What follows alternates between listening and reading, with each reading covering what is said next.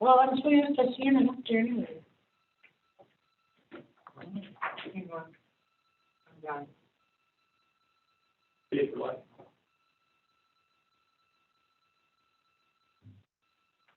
We're good. Good morning. I call the Land Use and Information Committee meeting for June 1st, 2021 order. Notice has been posted in accordance with Wisconsin Statute 19.8 or open meeting law. First on the agenda is public comments. You have 3 minutes. And first public comment is Patrick Hansen. Are you on, Patrick? Yes, can you hear me okay? Go ahead. Thank you, Mr. Chairman and members of the committee. Thank you for your service as always. And we remember those who died defending our freedoms this Memorial Day and the day after. So thank you for that too. I just want to give a brief comment about the moratorium working group meetings. And I've been listening into those, and I don't see that there's an opportunity for public comment on that specifically. So I thought I'd do that in general comment. Though I disagreed with a lot of what Mark Krause presented last Friday to the moratorium working group, there was one point he made that really resonated with that working group that resonated with me as well. And that was a conversation about process. And he pointed out, and the committee agreed, and this has been part of the concern I think we're all working on, is that the current conditional use permitting process is a high stakes process. And that's really a challenge for everyone. There's just one moment in time where an applicant makes their case, presents their information, the public presents their concerns and their position, and then the committee is forced to take an action, and often forced to do it right there in the moment with the information in front of you, and without necessarily as much preparation or as much time for consideration as we would all like. And so I would just like to put this out there as food for thought. It may be even applicable to some of the cups that you're looking at today, that as you consider cups and as you think about the process of either denying, approving, or in some cases revisiting an issue and considering revoking a conditional use permit, I would encourage you to think about ways to incorporate staff input into this and inclusive the county attorney input. For example, you could have an application in front of you where you want to approve it with certain conditions, and you could potentially maybe direct staff to write those conditions, maybe with input from the county attorney, and come back, table the cup, and come back to it the following month to approve it with those conditions that have been written in a way that have been vetted and given some more thought. That would be in the case of an approval. Similarly, when denying a cup, given that this committee might face and the county might face lawsuits from cups that are denied, it might be also similarly in your interest to direct county staff to draft the denial itself, as opposed to trying to do it in the moment on the fly. But maybe there's opportunities to tighten that up, basically direct county staff with the will of this committee to do some of that work for you, and then you can fine-tune it when it comes back the following month. Similarly, I would encourage this committee to think about explicitly defining the circumstances that would result in a cup being revoked, because that's part of what makes this high stake. Once something is approved, that's it. It's over. So thanks for your time. Thank you, Patrick. Next, we have approval of the agenda order. I so move. Motion by Supervisor Peterson, second by Supervisor Blomberg. All in favor? Aye. Opposed? Carried. Supervisor Payton. All in favor? Yeah. Everything coming out of this ear, so sorry about that. Supervisor Payton seconded the motion. Approval of the minutes from the May 4th, 2021 meeting. Motion to approve the minutes with one suggested correction, just a very minor thing. The next meeting date is shown as June the 2nd, and that should be June the 1st. Correction is noted. Is there a second? Second. Second by Supervisor Anderson. All in favor? Aye. Opposed? Carried. Public hearing. Jason, would you please read the public hearing notice? Notice of public hearing, State of Wisconsin, County of Burnett, Tuesday, June 1st, 2021 at 9 a.m. at the Burnett County Government Center, room 165, Town of Meaden, Siren, Wisconsin, regarding the following. Conditional use permit CUP 2110 Waltzing. Public notice hereby given to all persons in the town of Oakland, Burnett County, Wisconsin, that Michael and Jean Waltzing, doing business as Whitetail Wilderness, have made application for a conditional use permit for the terms of the Burnett County Land Use and Shoreline Protection Code of Ordinances to increase the size of decks, patios, screen porches, sheds in the existing campground up to a maximum total of 1,000 square feet in total for each campsite. Limits being up to 250 square feet of sheds per site, up to 400 square feet of decks, screen porches per site, and the remaining amount up to 1,000 square feet allowed to be patios. This would apply to all 100 campsites located at 27225 State Road 35 on the Yellow River in the A2 zoning district in the southeast quarter, the southeast quarter, southwest quarter, the southeast quarter, southeast quarter, the southwest quarter, and the southwest quarter of the southwest quarter of Section 32, Town 40 North, Range 16 West.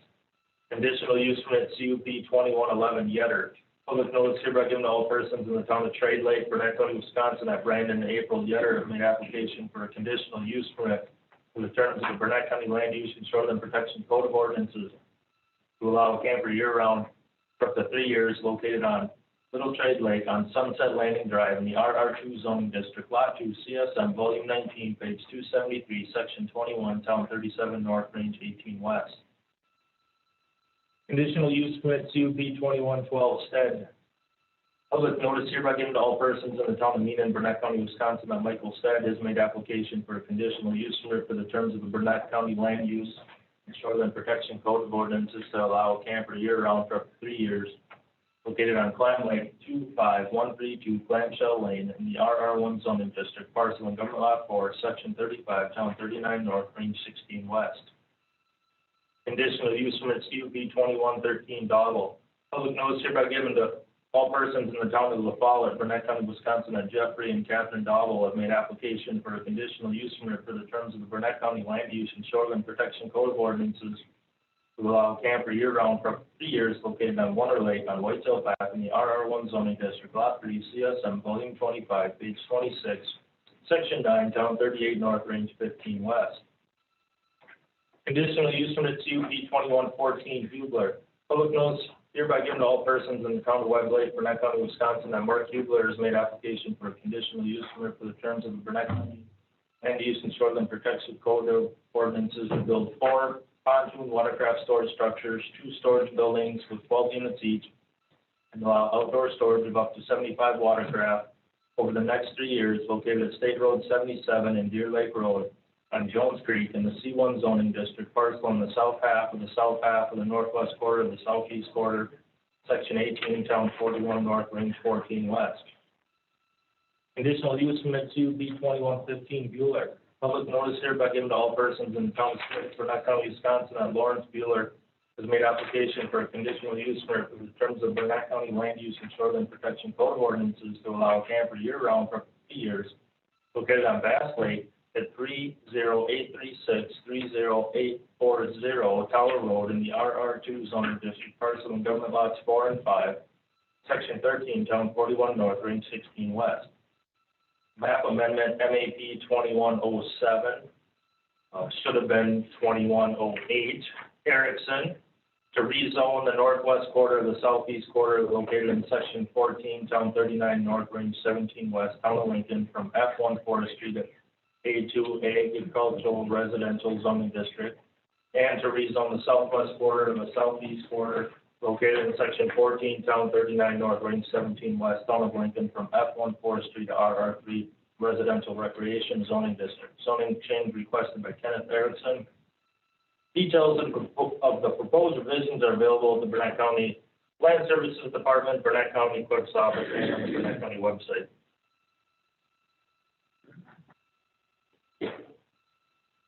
Thank you, Jason. Public hearing is the first one is a conditional use permit 21-10 Waltzing. DBA Whitetail Wilderness, increased size of accessory structures in existing campground. Are the Waltzings on? Yes. Yes, we're here. Go ahead and explain the application.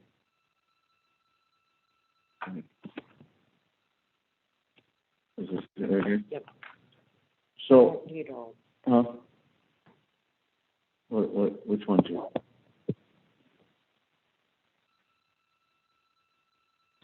So we would like to increase the size of the overall combined square footage to 1,000 square feet for campground structures per site to accommodate the fire safety measures of the patios.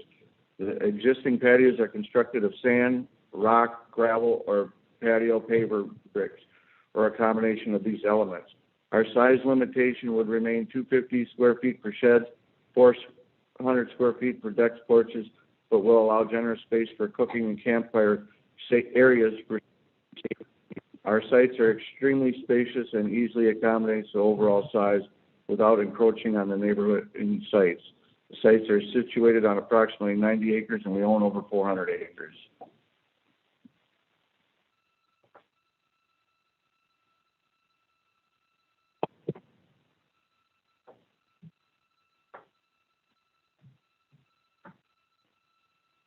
Is that all you wish to explain the application?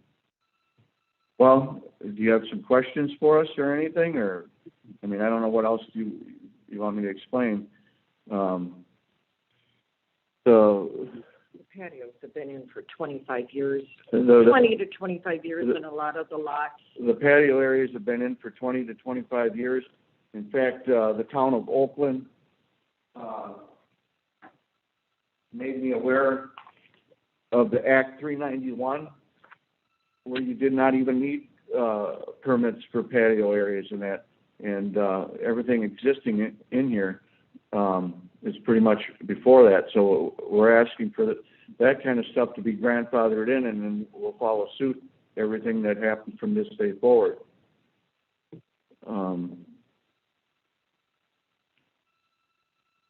What else you want to add, Gene? Right. Huh? Any of the committee members that need a clarification of the application? Supervisor Conroy, Mike, I think it would be useful for you to put on the record the last paragraph in your letter about why you get some of these things not previously from 2018. What was that? I'm sorry, it broke up a lot. We didn't understand the question. I'll try louder this time.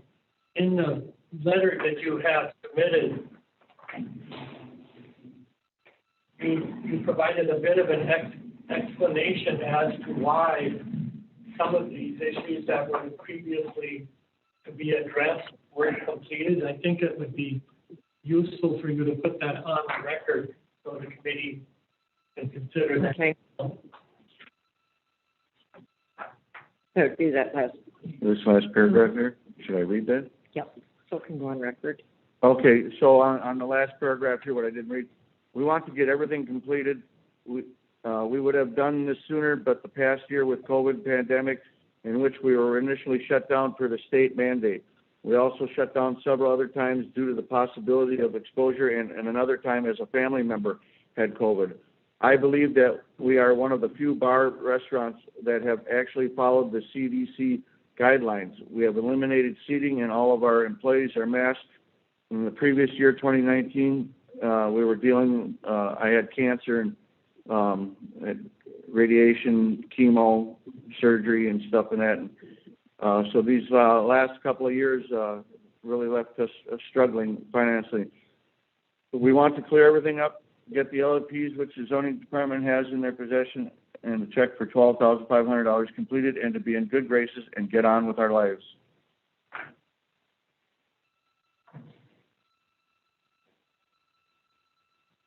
Anything else, Supervisor Conrad?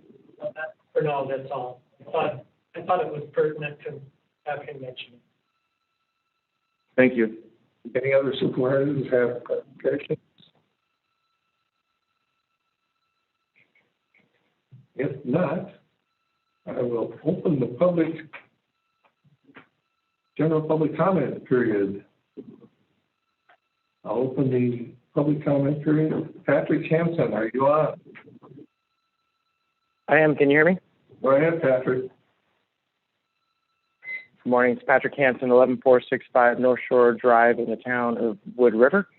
And certainly mindful of the complications of the last year or two personally for the applicant here, and I'm glad and hope that the cancer is a recovery and in remission. I just want to speak in support of the town of Oakland's position on this cup. I think it's important to clarify that the applicant is asking for the ability to have 1,000 square foot patios at every campsite. And my understanding is that not every campsite currently has a patio space, and that even those that do, not all of them are 1,000 square feet today. So I think the goal here would be to grandfather things that have existed for a very long time and not permit that size of a patio on every single portion of the property or every single camping site and unit. I've gone on record in the past about applications where the maps are hard to read, and this application is a very good example of that, or an unfortunate example of that. So I really do think it's important that this operator provide a complete map to the county.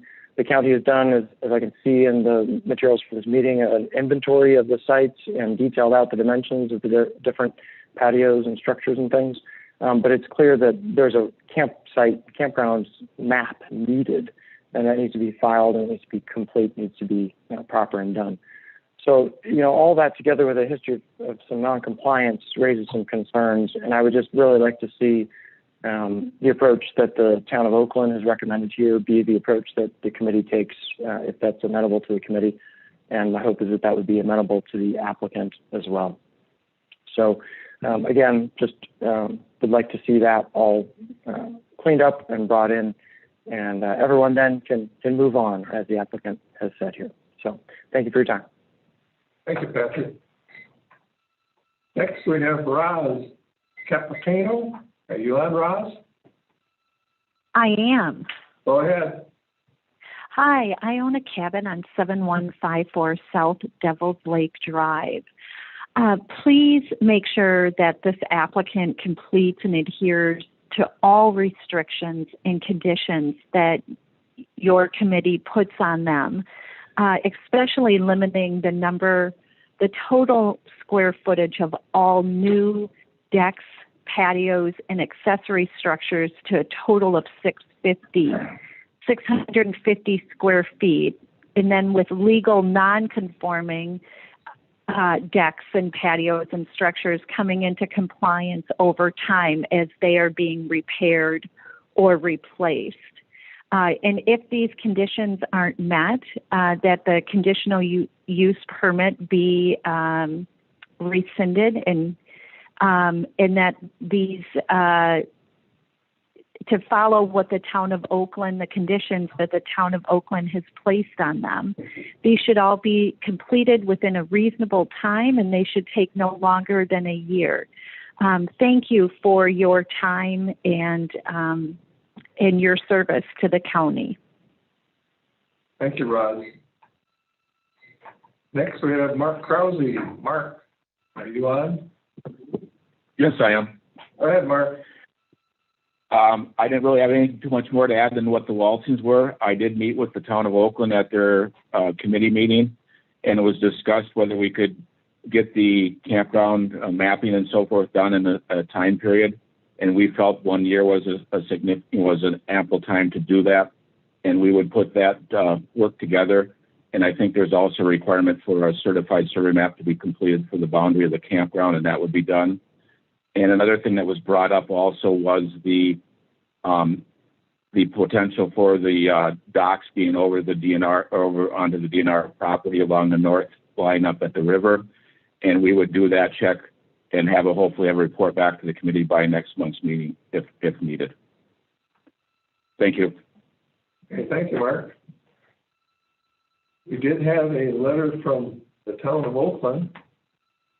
You want to read it? I can read it if you want me to. Go ahead.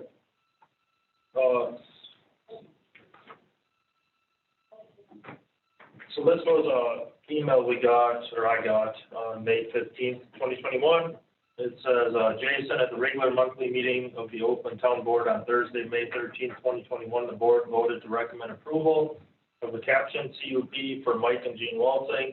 Attached for your review and information is a copy of the checklist compiled by the Town of Oakland Land Use Planning Committee in response to the CUP application received by the township.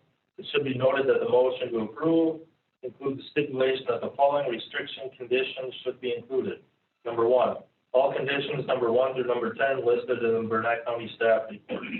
Number 2, the owners, Mike and Jean Waltzing, complete a detailed inventory of the campground to include the following information: site number, accessory structure, and size. For example, site XX, deck equals 200 square feet, patio equals 200 square feet, porch equals 200 square feet, shed equals 48 square feet, total square feet equals 648.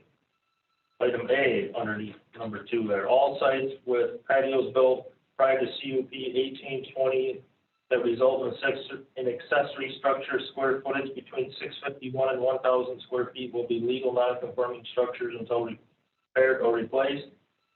When repaired or replaced, the 650 square feet maximum from CUP 1820 will be adhered to, approximately 12 to 15 sites. Item B, all sites with patios built prior to CUP 1820 that result in accessory structure square footage over 1,000 square feet will be reduced or removed to 1,000 square feet or less. These structures will be legal non-conforming structures until repaired or replaced. When repaired or replaced, the 650 square foot maximum from CUP 1820 will be adhered to, approximately 3 to 4 sites. Item C, all of their sites will comply with CUP 1820 accessory structure maximum of 600 square feet, approximately 80 sites. Item 3, complete campground map by licensed engineer, architect, surveyor to be provided by June 1st, 2022. If you would share this information with the members of the Burnett County Land Use Information Committee prior to the June meeting, it would be greatly appreciated. Likewise, confirmation of this email would be appreciated. Cheryl Anderson, Town Clerk, Town of Oakland. Thank you, Jason. Heard the public comments and the letter from Oakland. I'll close the public hearing at this time. Are there any questions or corrections that the committee wishes to make on this CUP? Mr. Conroy. Yeah, Supervisor Conroy. Question for the Waltzings. My understanding is that Town of Oakland spent a lot of time with them discussing this issue, and that generally they're in agreement with the conditions set by the Town of Oakland. I'd like to hear what their response to that is. Yeah, thank you, Craig.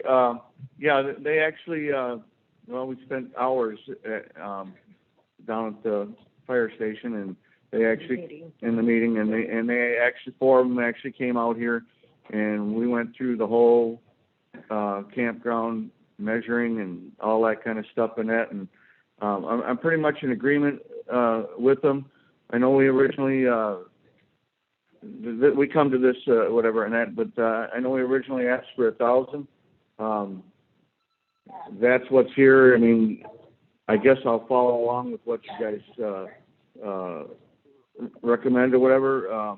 I would like to see the 1,000, but I will settle that with what Oakland did, or if nothing else, maybe change it to 750 because it's already at 400 for the decks, 250 for the sheds.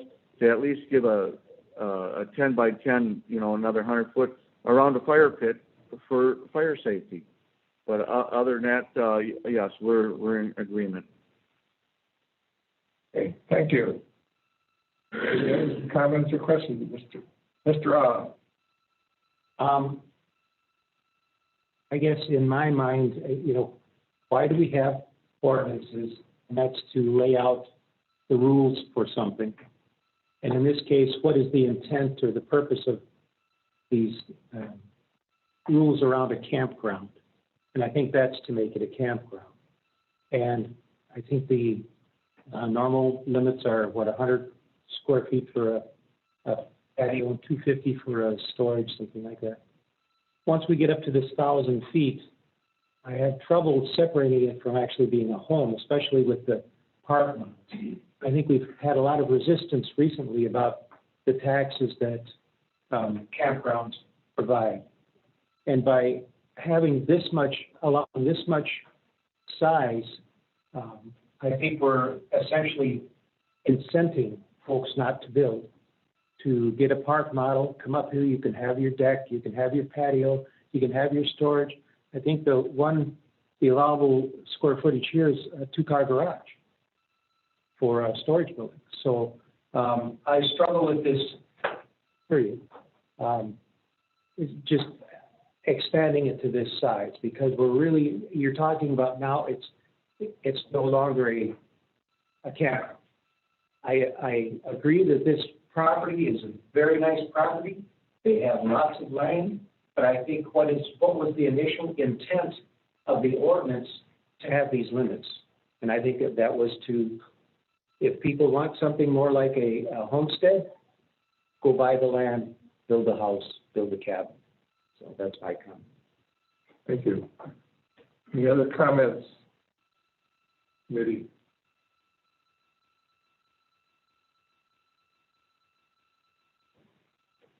Mr. Conroy. Yeah, and kind of the partial continuation of Mr. Odd's comment is that we do provide for an expansion beyond those lowest limits.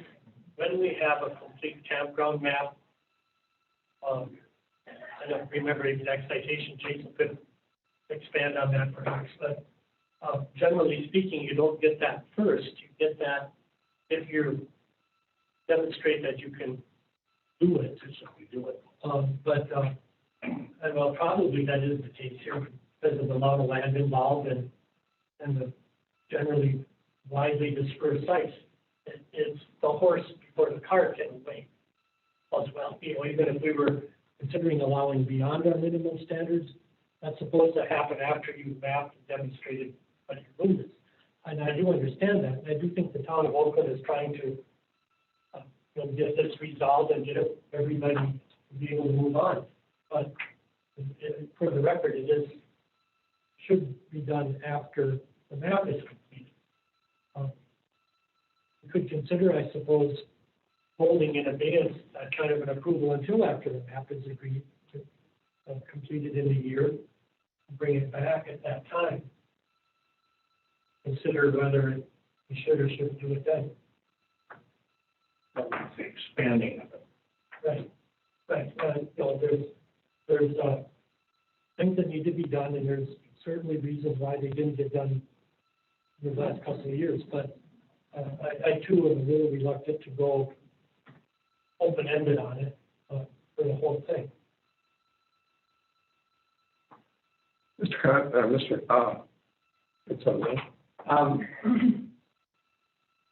I agree with that things should be in place, but I think when we approve anything beyond what was specified, normally when we create ordinances, hopefully they were done in a calm frame of mind. You're not under pressure and stuff. And they were expressing the intent of the ordinance. So I think when you provide an exception, it should be a very rare case. And again, as I said, in this case, I think they do have the land, and it's a very beautiful campground out there. I thought it was really nice. However, looking at the campgrounds, now this is the second one that we have provided this exception for. And is that going to be the case as more campgrounds come up, or everyone is going to want, because now we essentially have a precedent so they can design into it and say, okay, well, we're going to have this thing. And it's really disincenting property ownership. So I struggle just getting in the habit of allowing this size because it's so beyond what the minimums were.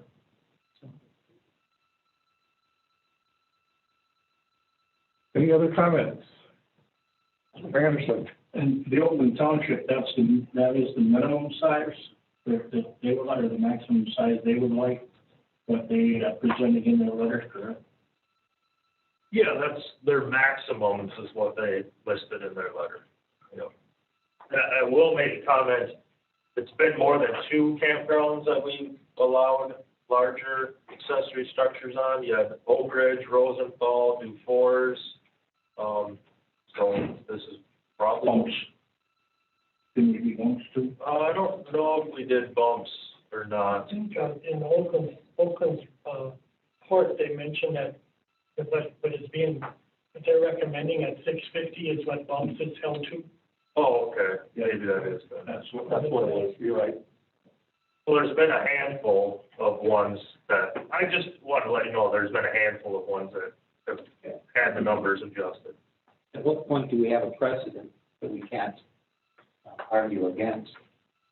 You know, again, I just get back to the ordinance and what is the intent of the ordinance and all of the pressure we've been getting from the public about these campgrounds don't pay taxes and they should be, you know, cabins and houses pay taxes.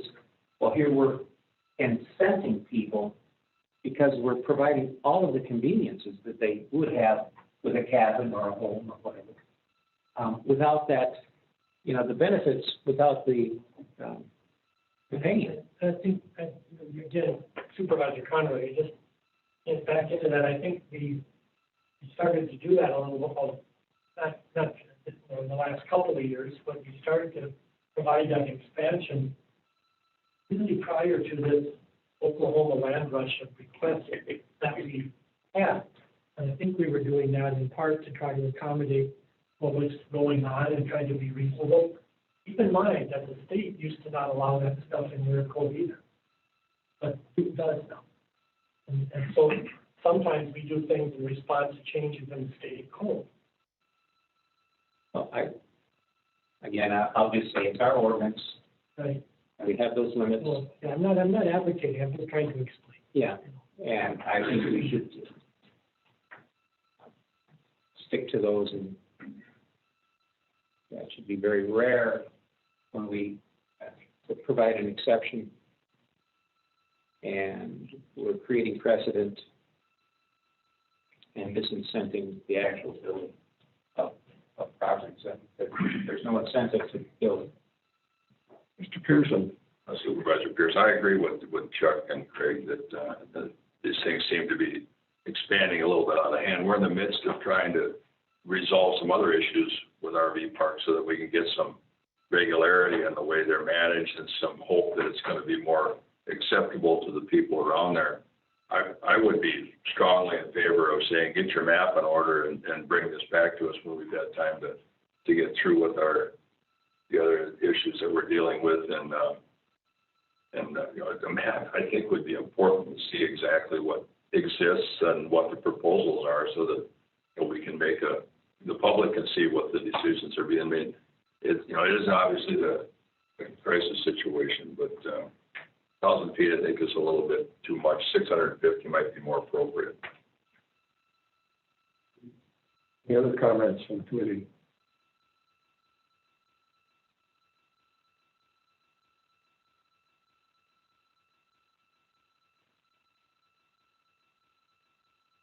Is there any comments from the Walgreens on getting the map? Mark Krause is working on the maps and all that kind of stuff in that, but there was a comment about property taxes.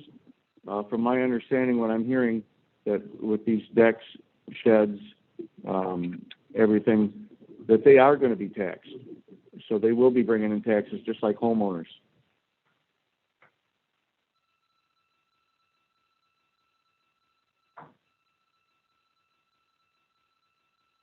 Hey, any other comments? In regard to Supervisor Conroy, in regard to Mike's position, that is, I guess, theoretically possible, but in our conversation with the assessor, we found that to be not the case. It's almost more expensive to figure out what is taxable than the revenues are generated for it. This is really a lot more expensive than what we're talking about. Well, but that's nearly not the reason one way or the other on this. And the supervisor, just in what Craig was saying, the assessor really, I think, indicated that the returns are pretty minimal for the most part. Assessing these buildings and stuff, so. The small sheds, the extra patios don't generate a lot of revenue. And the collection is the issue too, because you have to go after the person who owns it, so to speak. That's all I have to say about that, for now. If we, Mr. Supervisor, if we would want to push this out, what's the process? Is it to postpone? Is it to reapply? Is it, do we, if we have them come back, do they have to pay fees again? I thought if we were to do that, and I'm not making a motion, I'm talking to provide the comment again. If we were to do that, I would look at everything but those expansion of decks, patios, et cetera. But generally would accept the town of Oakland's recommendations with the amendment to it that we push the decision on the accessory structures, decks and patios, sheds, out 1 year. With the recommended date of June 1st, 2022, for the mapping and all the other stuff to be complete. And we would leave that condition of this conditional use alive. We would have to republish it when we brought that up for consideration. But we do that for less significant reasons than this. And I think in this particular case, with the intent to try to get everything fixed here, I want to give them the benefit of the doubt. Hear their argument when everything else is done. That would be how I would justify doing that if I were to do it. When we get the map and can actually see how they lay out between each camp facility. We'll have a hard copy map review, and we will have the other recommended issues all corrected at that time. There are a few others, but that's the way I would say we'd be going in there looking at everything in compliance, and now we're going to decide on the maximum amount of accessory structures, square footage. Yes. Mr. This is Supervisor again. I'm just trying to find what's the fee on this? $300. $300. That's part of the question. Is it their fault that they didn't have the map, so therefore, okay, you come back and you've got to pay, or is it us saying, okay, come on back? So I'm concerned about the fees because they didn't have. The other reason is that we could approve it and then require a second reapplication for that purpose, and then after completion. And the only reason I even offered to keep this one, postponed on the table is that we have been in the past giving people 3 or 4 meetings to try to get their act together and didn't charge them anymore. So that's the only reason. I think this is an act of There wouldn't be another application fee then. if we postpone it. And the additional cost to the county is republishing and renoticing, which is probably $300. Yeah, I think with Craig's first example, we wouldn't charge another $300 in a year when we came back to do that. And if this application would stay alive, you don't table it or it goes to die. You postpone it to a date certain, which would be our next committee meeting in June of 2020. Yes.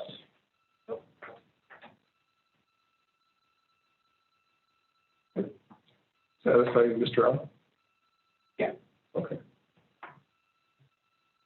Okay, if there's no other question, someone wish to make a motion. Staff report. Oh, okay. I got it. Hold on.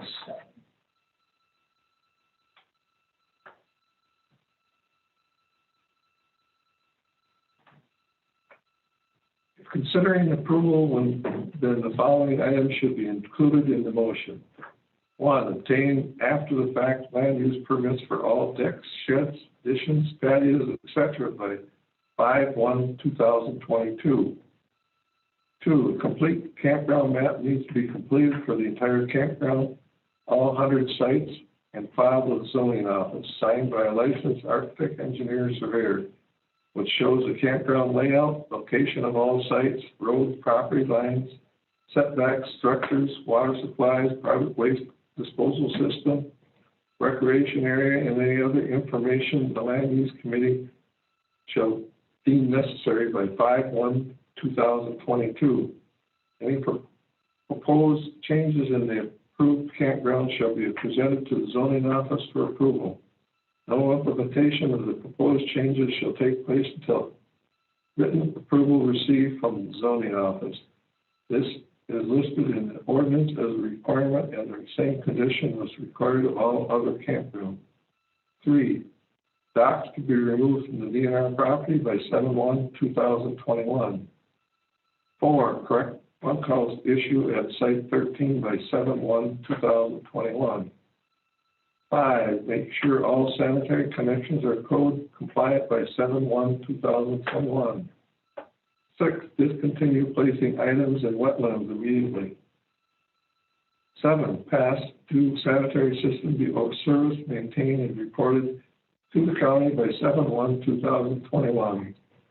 8, certified survey map to be completed by 5/1/2022, combining these 3 parcels as they are functioning as one use campground. 9, all prior CUP conditions still apply. 10, follow all local, county, state, and federal requirements for this activity.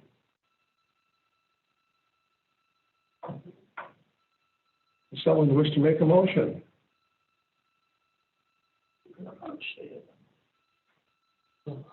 Supervisor Conner, I'll make the motion that I talked about possibly making, which is to approve CUP 2110 with adopting all the staff recommendations with postponement of the portion of the request to expand patios and patios, decks, and accessory structures until the conditions have all been met at a date of June, and postpone the decision on that component of this conditional use permit to June 7th, correct? Yep.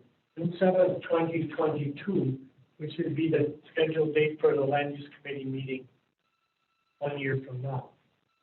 So what are we deciding on today? We're approving the request to, I guess we're reiterating that we're not really approving the expansion of the facilities. We're continuing the conditional use permit for that, subject to the other conditions being met. So, I said maybe I misstated that. I shouldn't have said approve as much as postpone for 1 year, subject to the other conditions of the staff report being met, the mapping in particular. All of the things we discussed about needing to be done are in the staff report. Well, I amend my statement from approving it to postponing it, subject to these changes. Yeah, June 7th would be our meeting. June 7th, 2022. That would include the Oakland Township recommendations. Yes, it would. Continuing them, but postponing the decision on it. I guess it's more of a postponement than it is an approval. I misstated saying the word approval. Is there a second? What? Second, that would be. Second by Mr. Anderson. Do you wish to hear the motion before you take the vote? That means that the conditions, the other conditions such as the dock removal and the bunkhouse, that would all be 7/1/2021. They're all in the conditions they are now.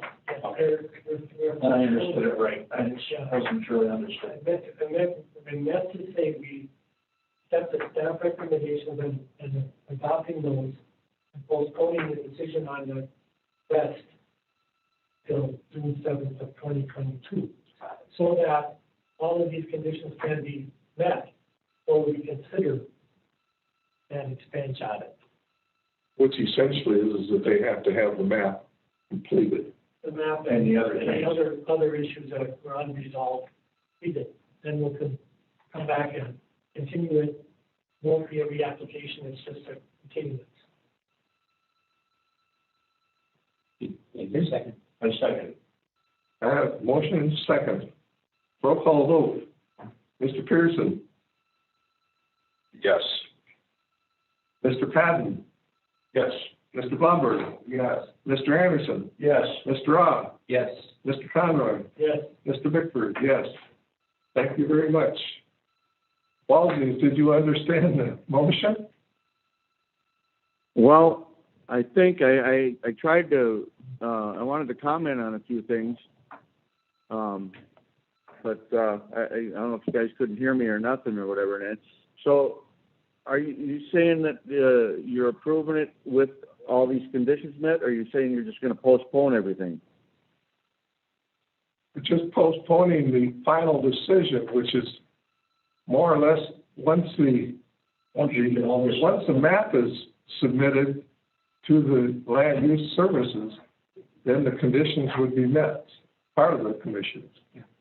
Yeah. So, plus the And I can't do anything about the map until, I mean, Mark is working on it. He's been hired, and that will be done. Okay. They've got in there where there's docks to be removed. Well, there was a dock removed, and the other one's in question. They got about a bunkhouse. There's no bunkhouse there. There's all this stuff that has been done in that, which, so I don't know, but maybe that doesn't really matter right now, but it's been done and gone. Again, with the dock, with the DNR, there's only one dock down. One was removed, and there's one left down there. But where the DNR property sign is, it appears that it's on the other side, that this dock is on my land. And I wanted that. We were talking about waiting on that until Mark has had a chance to check the property line to make sure whose property it actually is on. Right. Supervisor Conroy, Mark said he could get that done by July 1st, so we Yeah. put that down on the list of things to get done first. That's all. He could come back to us before that 1 year period. Potentially. Everything says. Potentially, I guess. It could happen if it got done sooner, but we'll see. If we don't have a list like this to look at the next time you apply, then we can address the situation. Yeah, we simply want to have a clean slate to look at this. Okay. Okay, thank you, Mr. Walding. We will move on. Next is Conditional Use Permits 21-11, Yetter. Now I gotta find it.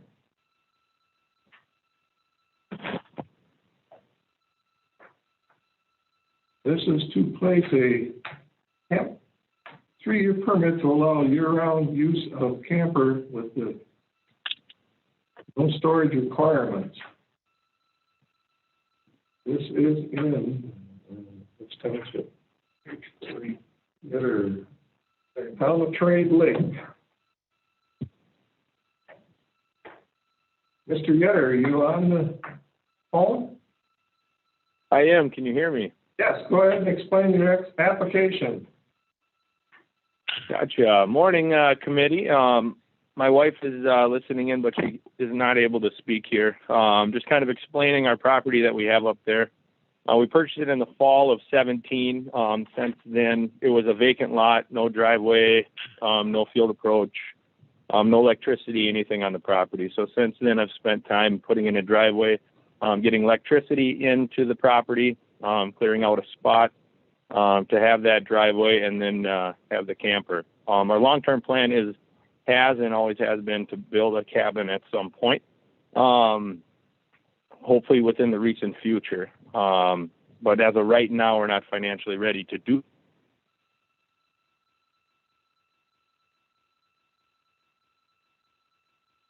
Go ahead. We lost you. What do you want? We lost you, Mr. Yetter.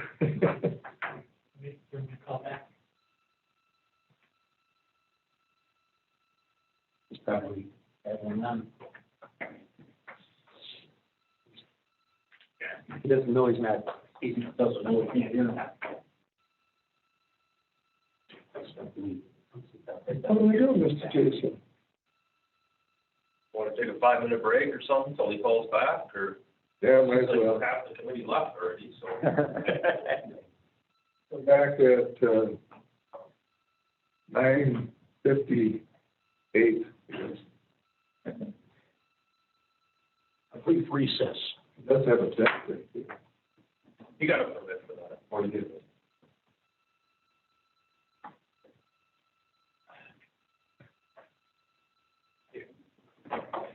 I show you the trick. What? I show you the trick. Yeah. Yeah, I know. Oh, okay. How are you today? How you doing? No, I was just going through to get to the staff recommendation. Then you got go through that way. Yeah, what I do is, it's usually so far back, I go to the next one. Oh, let's see.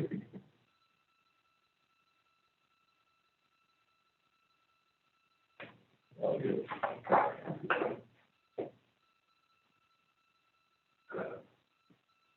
Good morning. Morning, how are you? Pretty good.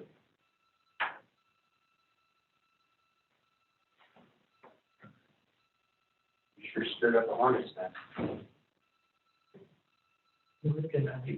What? I say you sure stirred up the hornets. I didn't, it was against the law. We should stop it there. Oh, I know, there is stuff for everybody. I know I've been here in place townships and southern. There is not a vote. That's why I said that in the past, there's things happening and boys dance badly. Cool. We'll look at this. I can't remember. 5952. Is that what it was? You know, it really gives me the It's for storage. You know, you're allowed to. He says, no, you can't work in another, you already had your shot. You can't do that. Why do we get a harsh word? How do you know you did shot? Well, it's funny, when you go to we have what, a 40% vaccination rate, and you go to a store, it's like 99% so mask, so it's like, only the vaccinated people shopping in here? How do you know? That's my issue. So, and I don't know why we continue to see it sooner or later. We're allowed to happen sooner. Drinking and excessive drinking. Yeah, really? I can hardly believe that. Lowest number. I feel bad. Did they get the data flipped around or something? I think actually when people come here to binge drink, it's to make a moment right about it. Those binge drinkers, and not, Oh, because You go home. It's smart, but I read that and I thought, really? Really? I would have never thought it would be a bottom. Okay, I think We never muted them. you won't be back. So when we did Well, probably college sounds Madison, I would assume. Really? I'm shocked. Probably all the Jamie County's really embarrassed right now. Huh. They don't even have a university in Allegheny County. How come? Oh, they're just more honest. back on. No, I muted us. What? I just muted us. Oh, you muted? I muted us. Oh, is he back on? Yes, he's back on. Oh, well, what's it? I'm getting back on. It's weird. The Washington Journal ought to be true. Can you call him at all? Lost him again? He was on his own. Yeah. Well, this is what, the 3-year trailer thing? What? The 3-year trailer, it's like. Yeah. I vote. Such that there's no house. Oh, okay. Does he have a permit though for one in? Put a sewer in? No, not yet. Well, I don't think. I haven't. We're live, aren't we? We are live. Okay. We have that done. Oh, Mr. Yetter, are you on?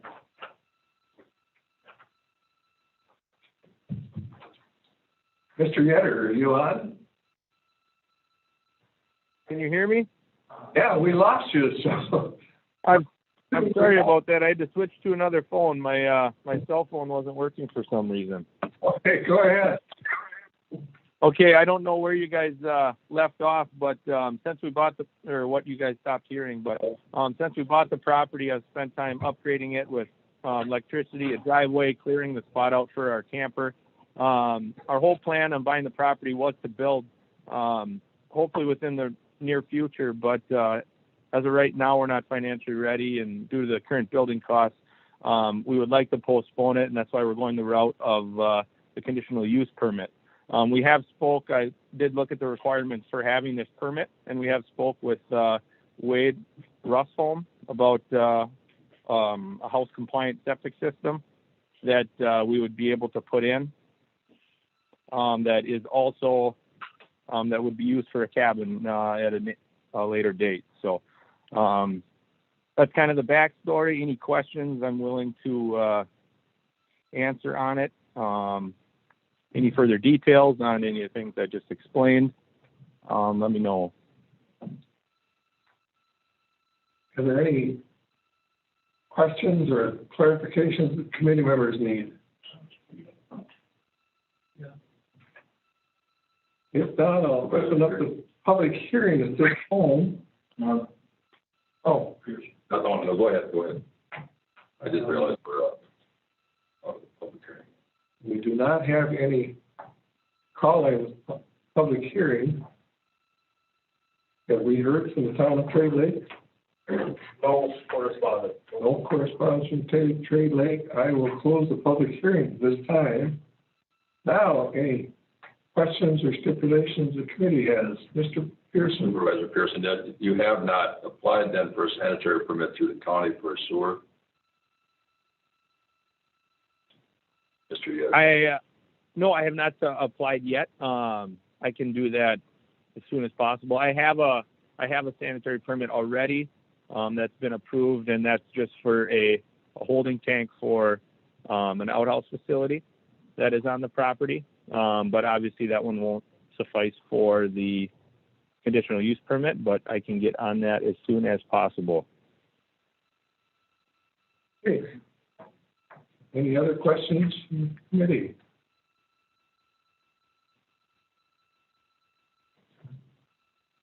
If not, I will ask if there is you want me to read the conditions?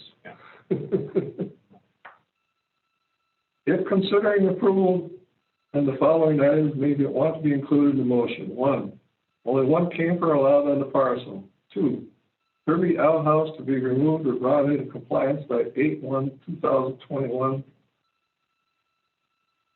And 3, he will have to apply, I'm adding this up, 3, he will have to apply for a POUT for the camper. All local, county, state, and federal requirements for this activity. Now, is there a motion? I so move. Motion to approve this CUP by Mr. Anderson. Second by Mr. Ah. I have a roll call vote for approval. Mr. Pearson? Yes. Mr. Patton? Yes. Mr. Lauber? Yes. Mr. Anderson? Yes. Mr. Ah? Yes. Mr. Conroy? Yes. Mr. Bickford, yes. The application for Yetter for 2021 has been approved. Thank you, Mr. Yetter. Thank you. I really appreciate it. What was the third requirement in the condition? Sanitary permit. It was just a POUT sanitary permit. You'll be applying for the sanitary permit. Okay. Sounds good. Well, thank you, and I really appreciate it. Thank you. Next, we have a conditional use permit 21-12, STED, 3-year camper. Mr. Stetter, are you on? I am. Can you hear me? We can hear you. Go ahead and explain your application. Good morning. Yes, my wife and I purchased the property on April 30th with the intent of just putting a camper on the property exactly where the camper was that was prior to us buying it. And we just plan on improving the property and enjoying it with our family. Okay, thank you. Are there any questions or clarifications from the committee?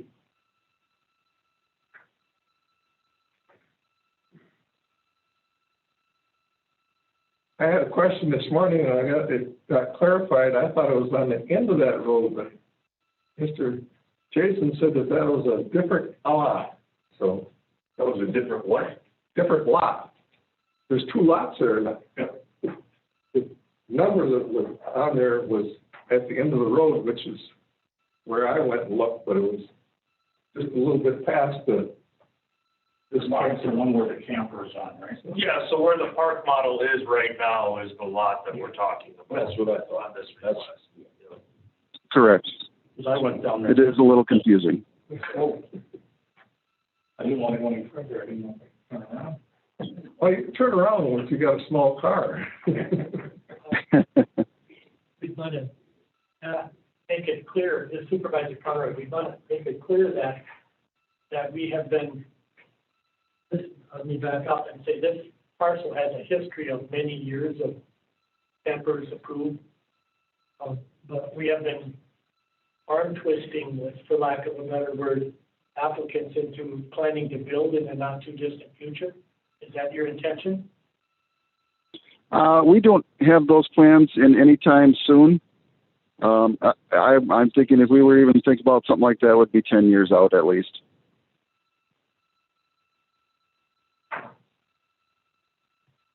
Any other questions or clarifications needed? So I'll open the public hearing. Oh, Mr. Rock, I'll open the public hearing at this time. We have not received anything from the town of Nina. We have no call-ins for this conditional use permit, so I'll close the public hearing. Mr. Robb, you have. Well, I'm wondering if the applicant is aware that we usually grant these for 3 years. And then there's no guarantee that they will be renewed. And the only reason we grant them is with the expectation to build. Were you aware of that, Mr.? Yeah. 3 years, but I was not aware of the expectation of building.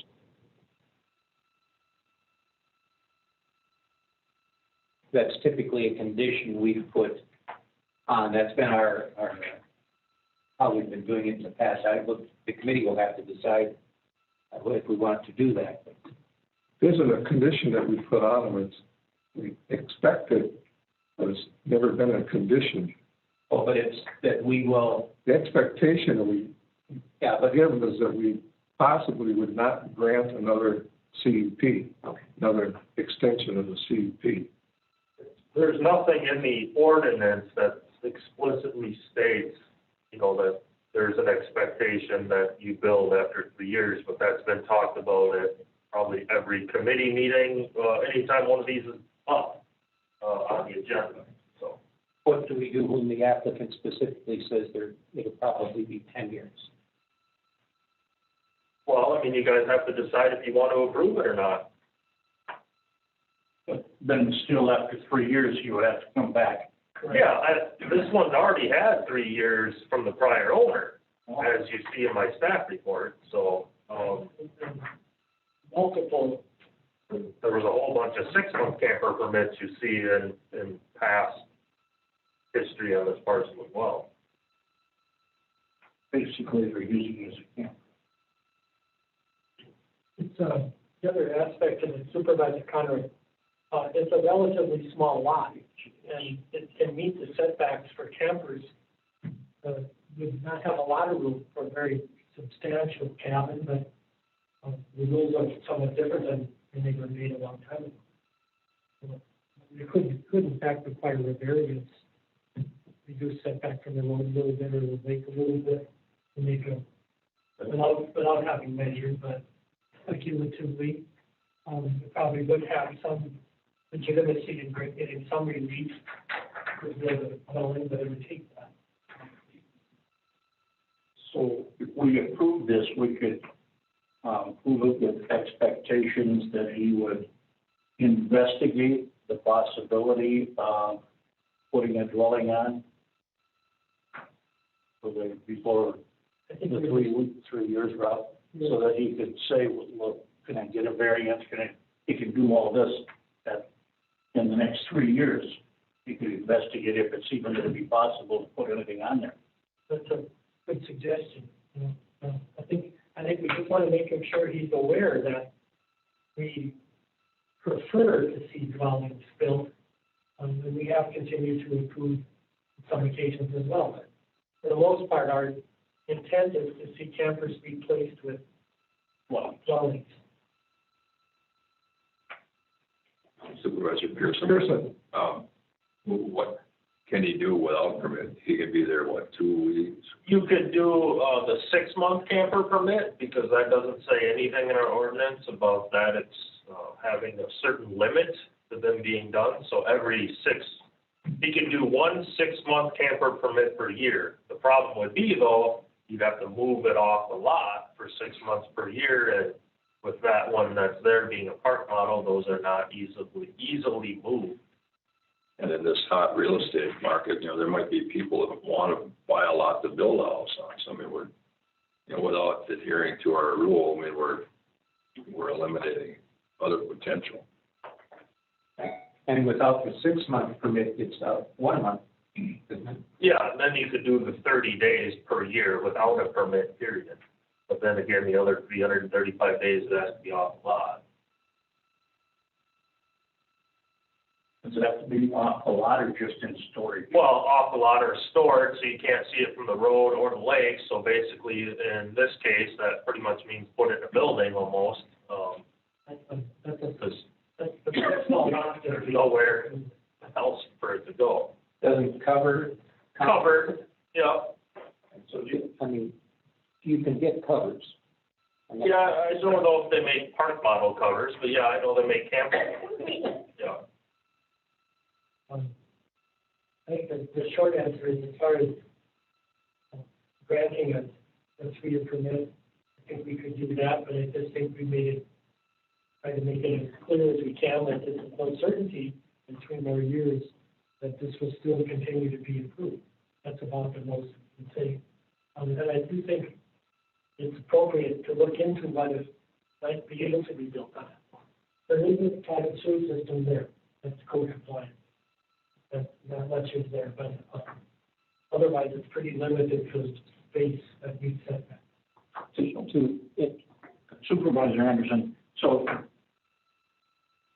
and listing both, he could put up some kind of a covering around it, over it and then around it, so that the park model itself would not be seen. It could be some kind of a bullshit per se. Correct. There are some people that have. You can open the doors up on. There are some people that summertime that have a pole shed with a camper in it. Pull it out or open doors. So there are ways that. There's a loophole in every rule, obviously. The question, just another thing. Exactly. Supervisor Pearson, it kind of goes to our previous discussion that we don't have campers or RVs anymore. They're literally little houses that are placed on it. It's again, fudging the rules is something that's beleaguering to try to work around, based on what I would say is clear-cut ordinance. But Supervisor Conrad, what I see from the staff concern about the floodplain issue there, we already know that, at least in the campground parking lot, if you built a building, you'd have to flood-proof building.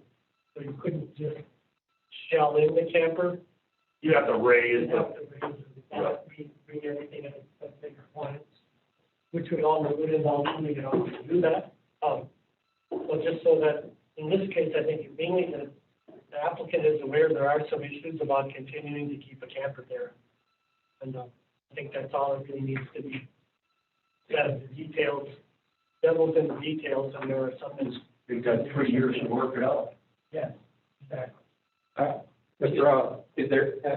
Is there any cost, Jason, to him getting this information? Or is it just talking with you to find out, gee, is it a buildable lot? Yeah.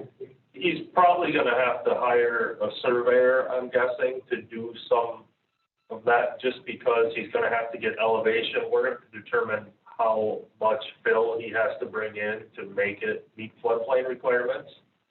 And then with a variance request, you have to have a survey as part of your submittal if you're gonna ask for a variance. So I've done some preliminary measuring on that site, and, you might be able to get a 10-foot wide building in there maybe that meets setbacks. But I mean, if you want to do a somewhat normal dwelling, you're going to need a variance for setback relief of some kind. Well, even for the park model, just to leave it there, is it going to have to, because of the floodplain? Well, I think what we're kind of doing now is you're going to probably ignore the floodplain for this 3 years, is what it kind of sounds like for this park model, even though it's not, park models are not supposed to be in the floodplain, but campers can be. So that's, again, a state law difference. I think Craig was kind of saying, all right, we're going to give you 3 years with this park model, and then you have your 3 years to figure out your floodplain issues, how to build a building, and then you can try rolling the dice again in 3 years if you want to go again, but it sounds like that would be pretty tough. That sounds like what I said. The point is that MR 116 talks about park models. It's not a mobile camping unit. So, but that's targeting campgrounds. This is not a campground, but I think I'd be concerned if it was me putting it there. So it's essentially if we approve it to be there for 3 years, we're essentially approving a non-compliant unit. Yeah, one that could be argued to be non-compliant. It's a hair-splitting argument. It's a camper under state rules, under state floodplain rules. It may not be the kind of camper you're supposed to have. That's the $64 question, but in that case, the state level rules are contradictory to a certain extent. Okay, any other questions or comments? If the applicant has any questions. Pardon? I was wondering if the applicant has any questions. Sir, do you have any questions of the committee?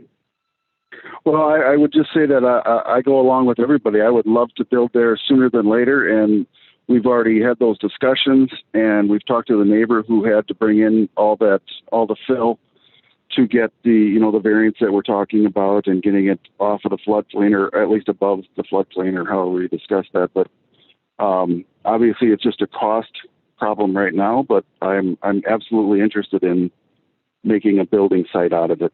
And the other part would say, the other question I have, and I don't know if that's for here, but I could speak to somebody about what would it take to make that park model considered a permanent unit. That would be a question for your UDC inspector, which I believe that's Dennis Quinn in the town of Meenan. But from what I've heard from others, that's pretty difficult to convert those into a UDC compliant dwelling. Okay. It may be possible to replace it with something that's a little bit slightly bigger and would be compliant. So that might be the long-term plan into a manufactured home service center.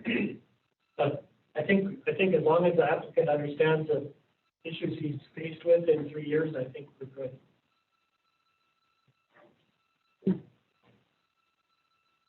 Sure. Anyone wish to make a motion?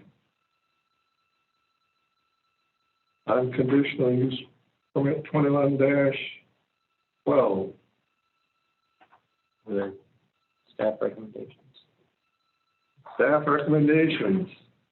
1, sanitary system being serviced and reported to the county by 7/1/21. 2, follow all local, county, state, federal requirements for this activity.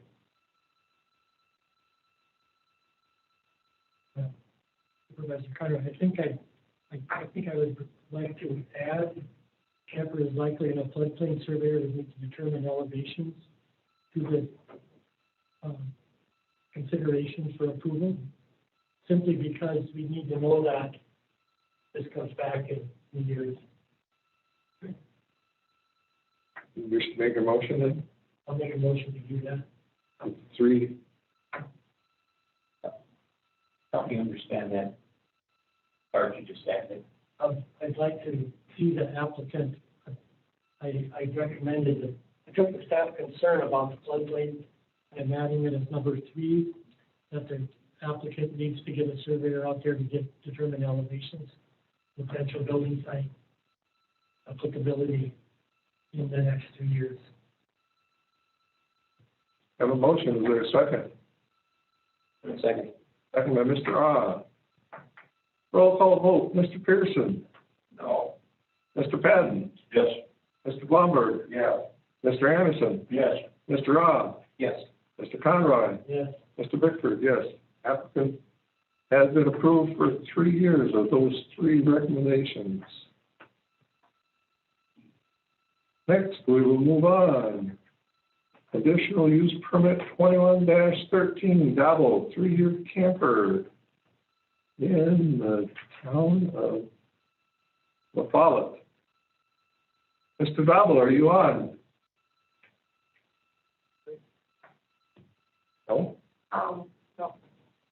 Now you. Mr. Dabble, are you on? Yes, I am. Can you hear me? Go ahead and explain your application. All right.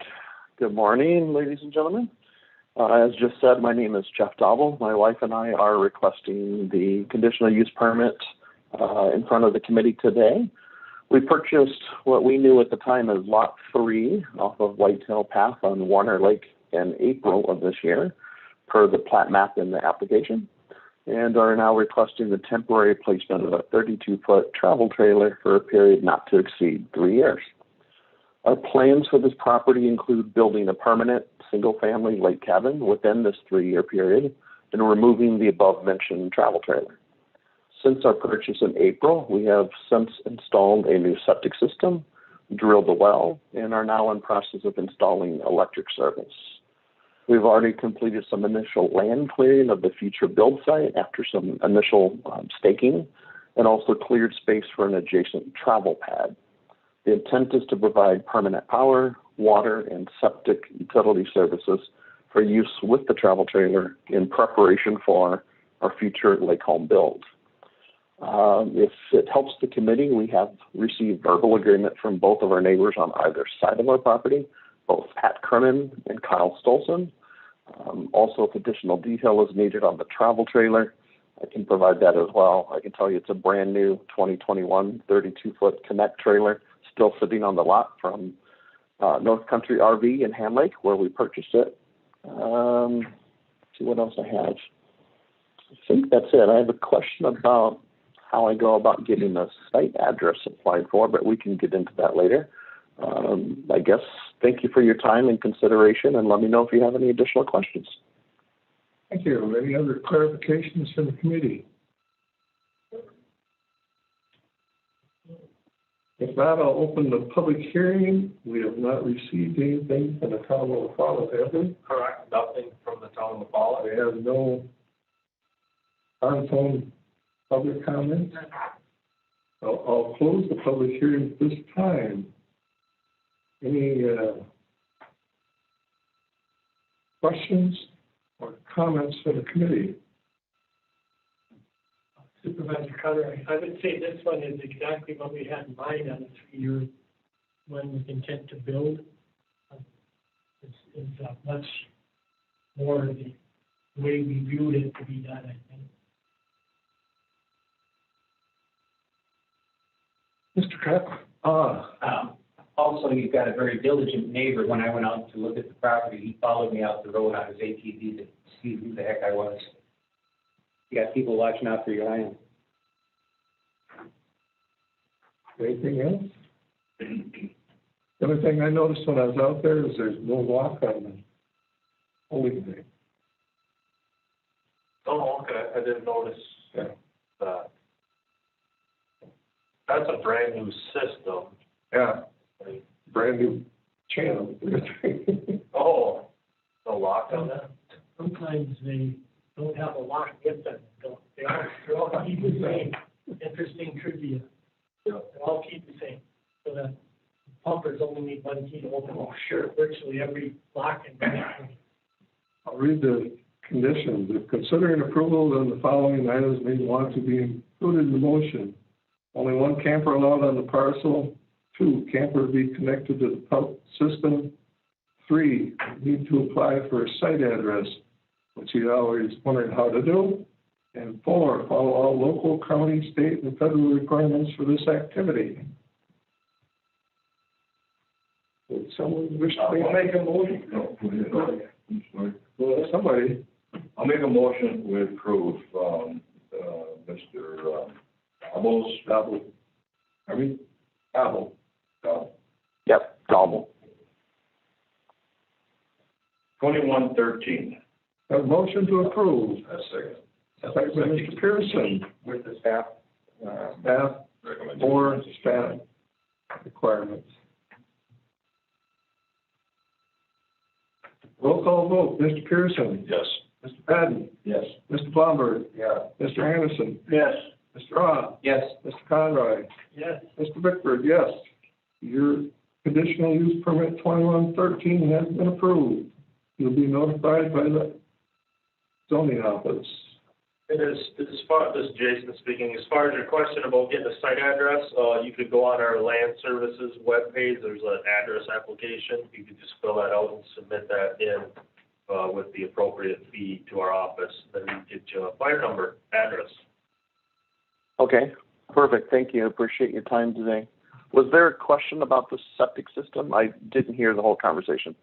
I just said that there was a lock on the chain yet, so. Gotcha. Okay.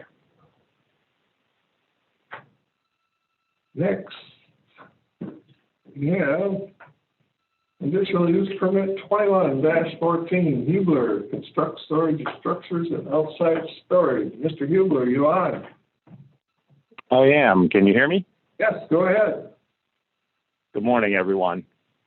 My name is Mark Hubler, and I should note that I'm represented today by Mark Krause, who's on the phone, and I'll ask him for some thoughts, as well as Anders Hallquist at Weld Riley and Northwest Engineering, who wasn't able to be with us here today.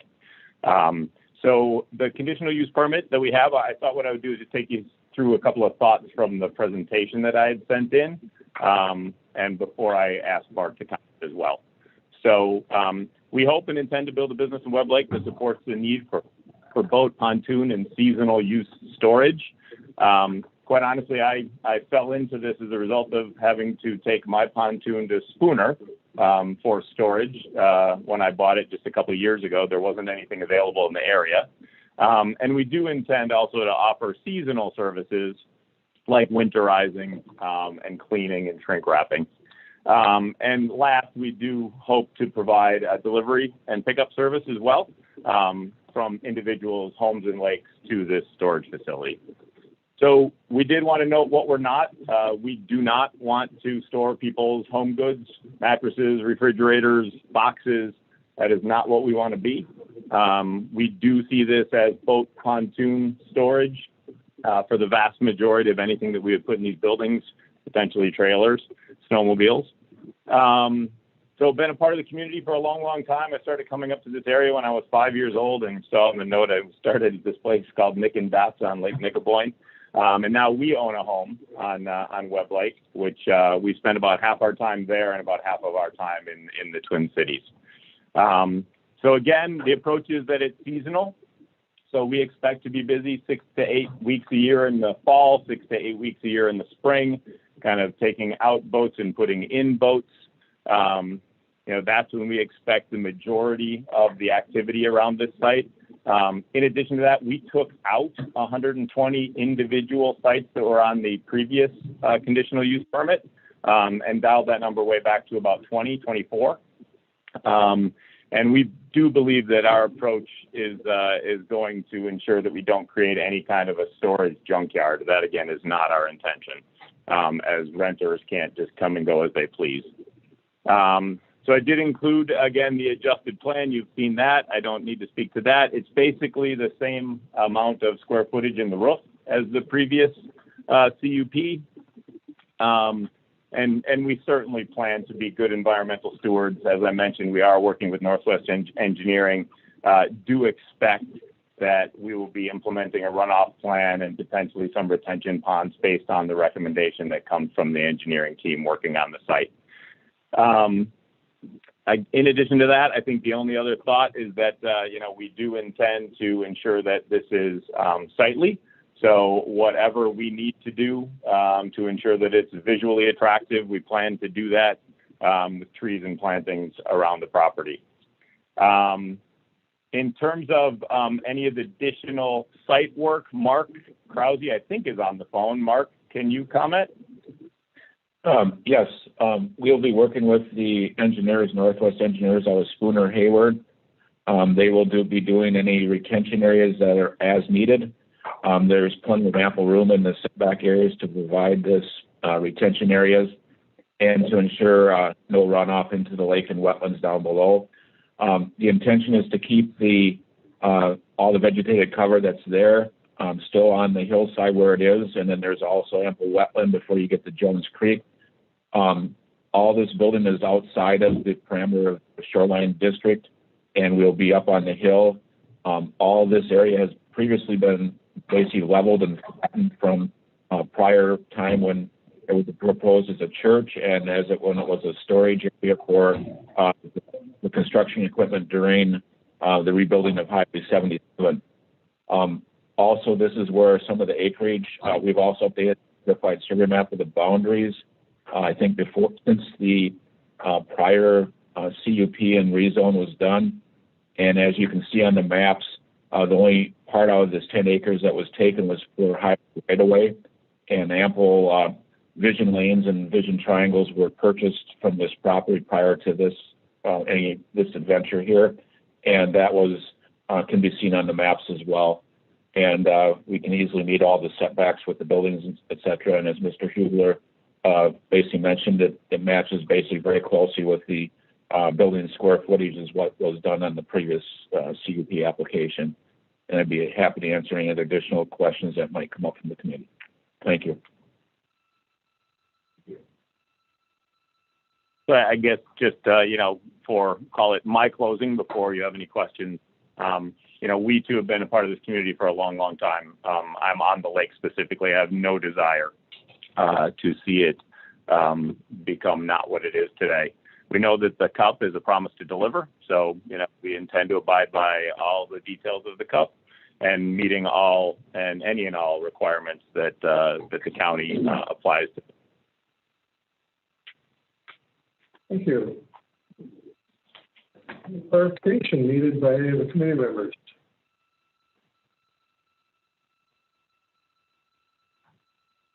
I have one question. On your application, you also put fluid changes. How is this going to be conducted? Yep. So I guess I defined that as winterizing for sure. So whatever that might be, like lower unit changes. We don't see ourselves as a repair shop. That's not our intention at all. It's just winterizing activities for any of the boats coming in and out. So there are, there's specific facility designed for that that will be concrete poured. And again, all those activities will go on inside of that building. And again, we'll abide by, of course, all the waste management details that are required for a facility like that.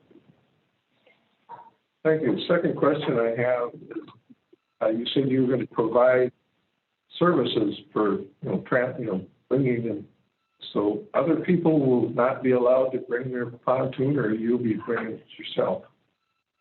Yeah, so we haven't suggested a requirement, but in doing our homework for this business, we estimate that some 75% of this will be picked up and delivered by us and our employees, which again, we think, call it putting people with expertise and history doing this versus the average, consumer driving their boats in and out will do nothing but benefit, certainly traffic and the property. Mr. Anderson, question on how you're going to, with the aquatic species and things that are being relevant around, are you going to be sanitizing each unit, taking it out, putting it in, and are you going to have a station for that, or doing it at the landing? So our expectation, I think, per the expectations of the county right now, is that those boats would be sanitized in and out of the lakes that they're coming in and out of. We have not thought through doing additional bleach work at this location, but again, the expectation is it will be done as it comes out of the lake and before it goes into the lake. So your people will all be versed on that are doing that? Yeah, absolutely. I think in this case, it's less the issue with the boat and more the issue with the trailers that they're using, which are theirs. You have to sanitize the trailer each time before you go to another lake. But you're clear on that? Yes, completely clear on that. Any other questions? If not, I will open the public hearing at this time. First on the list for general public is Patrick Hansen. Patrick, you on? Yes, can you hear me? Yes, go ahead. Thank you for this opportunity to speak. I anticipate that there will be substantial concerns from the area neighbors that you'll hear from in just a moment. But my name is Patrick Hansen. I'm 11465 North Shore Drive. I am not on Webb Lake, and I don't reside directly in this area. But I do understand that part of what's mentioned in the staff report was the history of the zoning of this parcel. And I think it's worth adding to that this was rezoned as commercial in the context of an emergency town meeting, which County Supervisor and Town Chair Steve Austin called. And that led to the rezone in a way that resulted in limited or no meaningful public input in that rezoning process, which I believe is part of what has triggered a lawsuit and some ongoing concerns there. So there's a little bit of a cloud over this parcel as we approach this proposal, unfortunately. I think, though, given that this committee has granted a similar cup for this parcel in the past, I think maybe the most important thing to do is to focus on conditions that might result in this cup being revoked. And I think it would be useful to state those up front and now. I think, we all step into a new business, a new opportunity like this with great expectation and with hope that it will be run as a model business. But then what happens if it is not? So I would propose, for example, that if there's a change in ownership of this property, that the cup be then expired or revoked. I would also propose that maybe some of what has been spelled out in the representations made here today should be conditions to the cup. For example, requiring an environmental plan, requiring a runoff and retention plan, and requiring that those plans be complete and submitted to the county as a condition of operating this business. And that if that information is not provided to the county, that could be a basis, or that would be a basis for revoking the cup. Mention not wanting to have an eyesore, not wanting to create something that would be a detriment to the area. I think you should think about conditions that would lead, again, to revoking the cup if, for example, boats are not shrink wrapped if they're stored outside, or maybe denying outdoor storage now and allowing the operator to establish their business, establish the way they're running, and granting outdoor storage at a later date, because outdoor storage in a residential area is the biggest concern. What will that look like? How it will be managed? Do we actually get to the beautiful vision that has been presented here today, or do we end up with something else? So I would look at those kinds of conditions, and again, I would look at what would be the circumstances for revoking this conditional use permit if this business does not turn out to be run in the beautiful way that it's been presented here today. So thank you for your time and your attention. Thank you. Next, we have David Graham. Are you on, David? Thank you, yes. Thanks for the opportunity. Yeah, can you hear me? Yes, go ahead. Yeah, thank you for the opportunity today. I and others on Deer Lake are opposed to this plan, CUP 2114. We have previously objected to a development here and are currently appealing the rezoning of the property, which took place with little public input at a Webb Lake Town Council meeting chaired by the person who originally bought the property. In any case, the new owner is now coming before you to ask permission to carry out the North Camp property storage facility plan, despite the fact that they have not received approval from the town of Webb Lake for this particular cut. I'm not particularly opposed to indoor storage units where no one works on the site, provided it remains clean with little increase in traffic at an already hazardous intersection. The increase in traffic from various campground and other developments has been a factor cited frequently by the board in denying cuts over the last few months. This intersection is notorious for being dangerous. The previous owner was in fact involved in an injury accident there himself. In spite of this, neither the previous owner or the current owner have carried out a traffic impact study to address this concern. The Webb Lake Men's Club created a 7-mile bicycle and hiking trail called Dogtown Trail. It previously ended on Deer Lake Road just north of Highway 77. In the spring of 2019, the club had connected this trail to a 6.5-mile Bear Lake bicycle and hiking trail. These two trails connect at this very intersection on Deer Lake Road and Highway 77 and Bear Lake Road. We now have pedestrian and bicycle traffic in this already dangerous intersection, which exponentially increases the risk for serious accidents.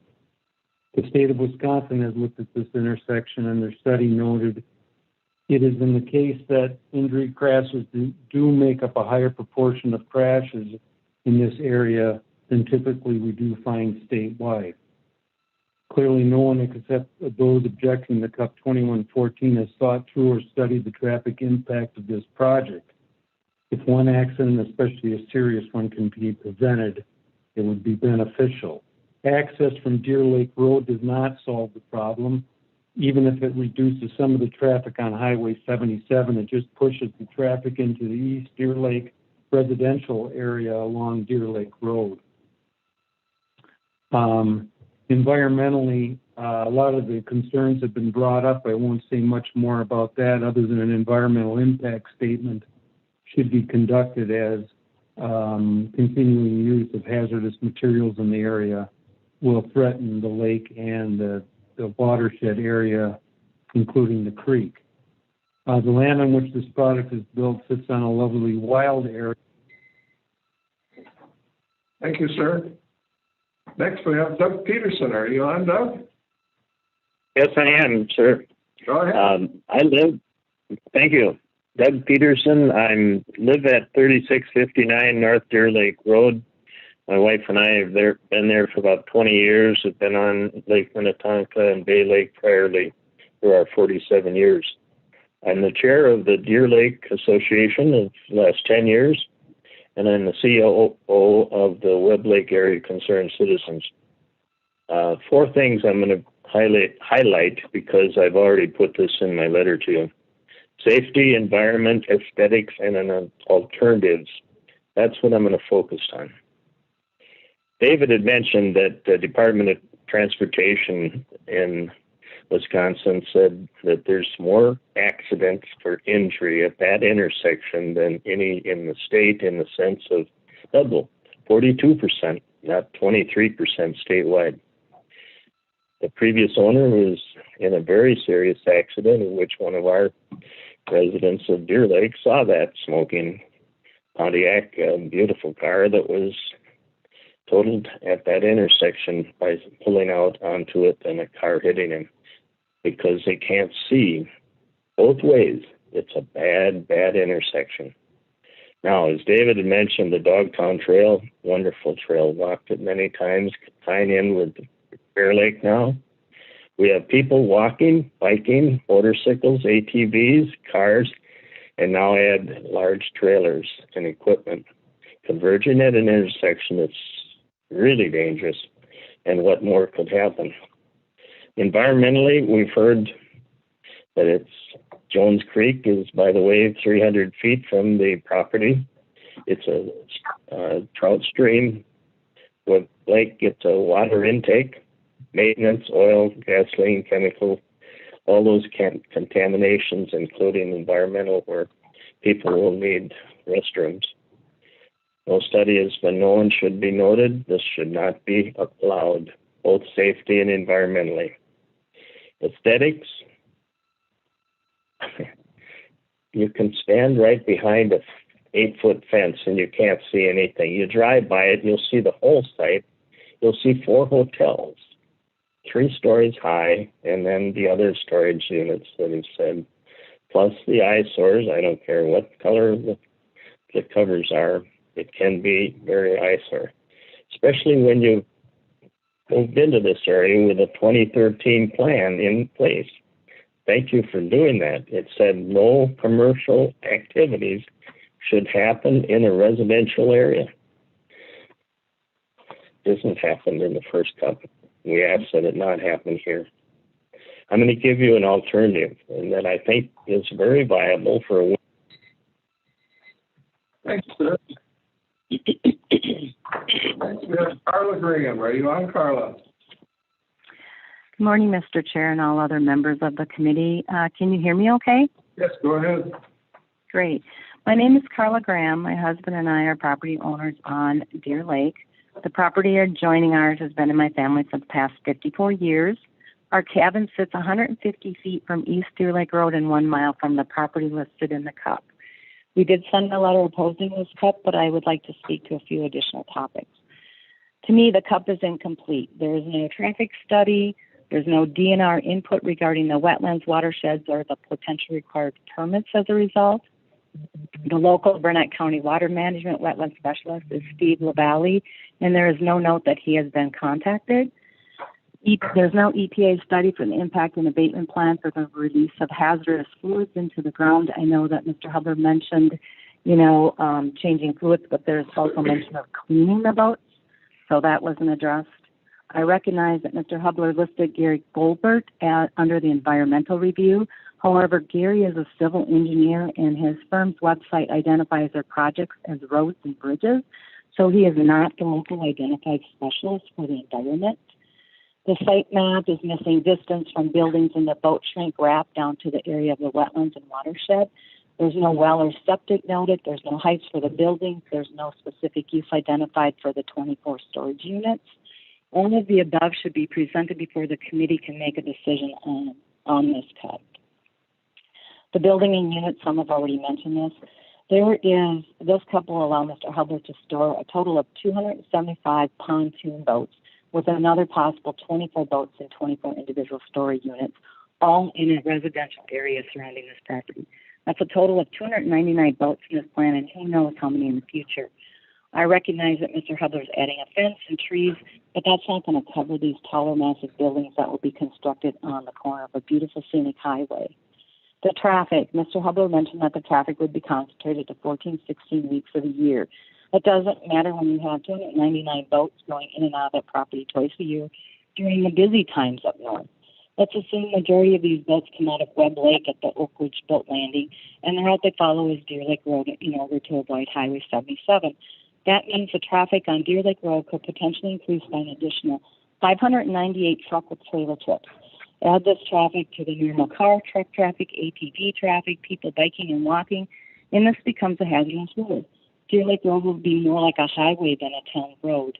This town road is not built to safely handle that traffic. Imagine all of this traffic going 150 feet from your cabin when you're trying to enjoy the quietness and beauty of the up north area. If this committee goes forward with approval of this CUP, I encourage this committee to mandate that any boats removed from Webb Lake must be pulled out at the Webb Lake Campground Boat Landing and take the Highway 77 route. This will minimize traffic on a town road and will prevent traffic going past. Thank you very much. Have we had any correspondence from Telewood Lake? No correspondence from the No Telewood. correspondence. We had several letters that you all read. Any questions or clarifications needed by the committee?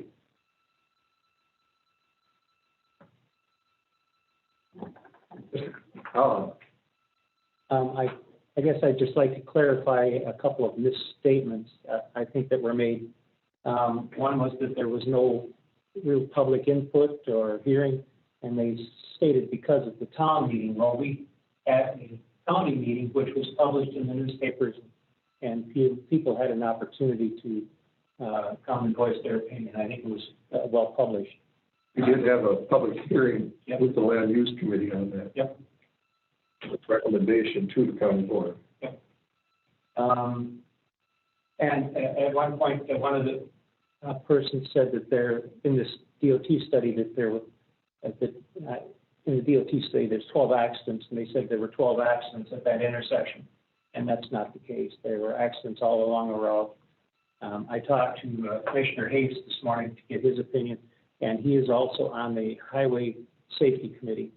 And he said if they're not at the intersection, you really can't consider them as part of the whole, what you're considering.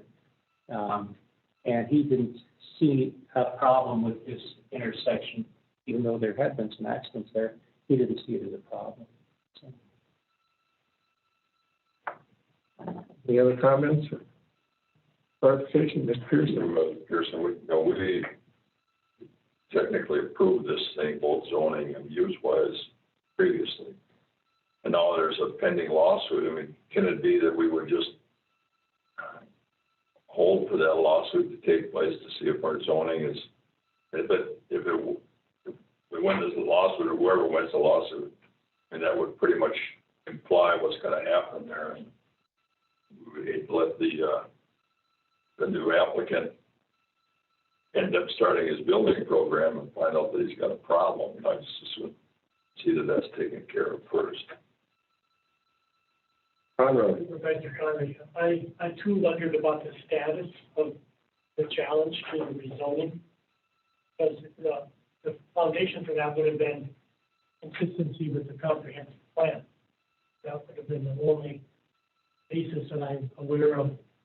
And I don't know when that was filed or when it might be heard.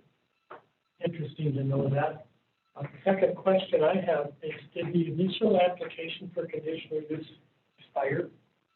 Yes, the original one expired. That's why you're hearing this one. This is similar but not the same as the original application.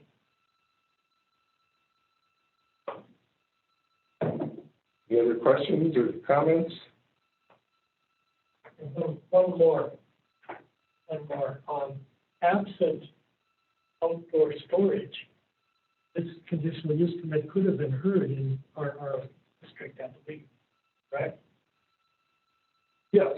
Yeah, the outside storage component is the item that requires the commercial. Right, that's okay. So I guess the point is, even had it, the conditional use permit could have been heard, regardless of the zoning change, if you delete the outside storage. No other comments? I'll close the public hearing. I'll close the public hearing at this time. Now, is there any other comments? Supervisor Hall, I understand what Supervisor Conroy is saying about the, waiting for the lawsuit to weigh out, but isn't that really the applicant's problem rather than our problem? Ours is whether we're going to decide whether we would allow that. And it's the applicant's decision whether he wants to take that risk, right? Supervisor Conroy, yeah, right. My point wasn't so much that. I'm curious about it. So, okay.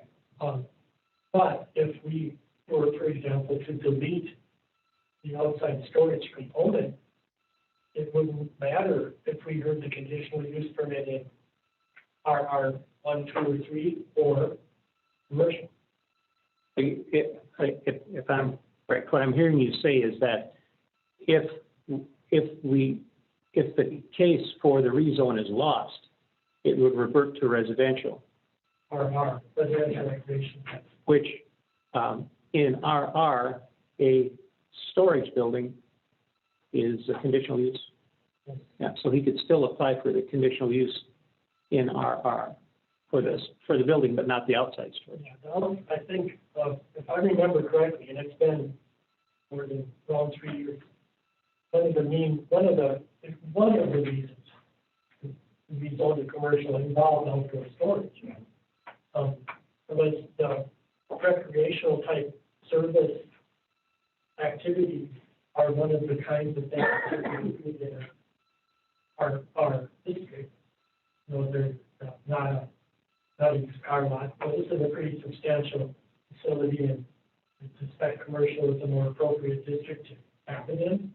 But my point is that it partly to respond to Jim's concern, whether or not you can have a conditional use permit for a storage facility isn't solely dependent on zoning district if outdoor storage is removed from it. Any other comments or questions? Jason, do you have any comment? If I can answer Craig's question, you were wondering when the case was filed. It was filed April 13th, 2021, so a month and a half ago when the case was filed. And I see the next item on the court activity is July 19th. There is a motion hearing. And we all kind of know how once you get into court, things slow down pretty good. So one other thing to keep in mind is that any conditional use decision or work on could be appealed within 30 days of the filing of the decision, which would be after July 19th.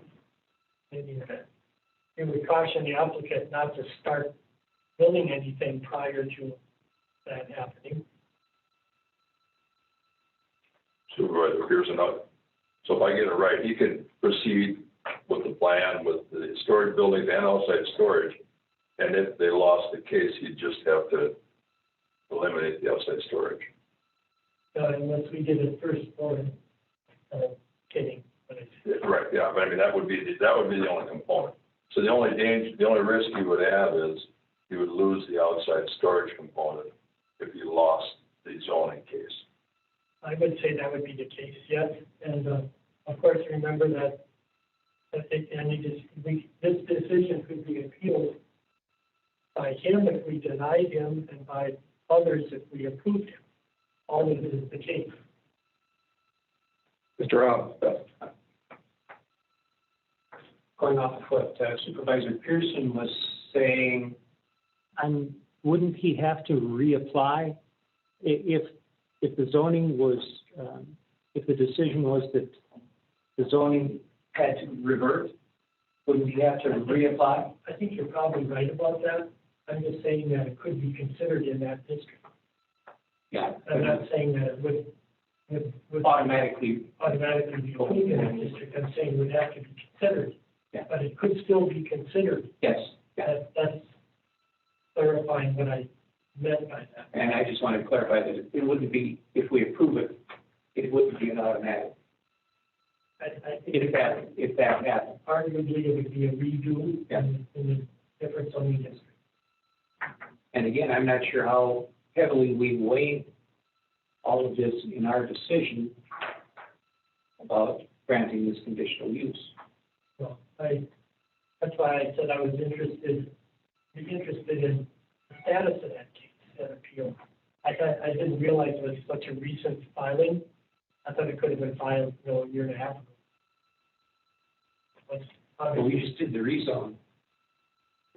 it's a little over a year ago because the CUP expired. So I think, what did it say here in my staff report? Even more than that, Jason, I think. May of 21 was when the rezone was approved, and the CUP was approved in March of 20. So you got March of 20, May of 20.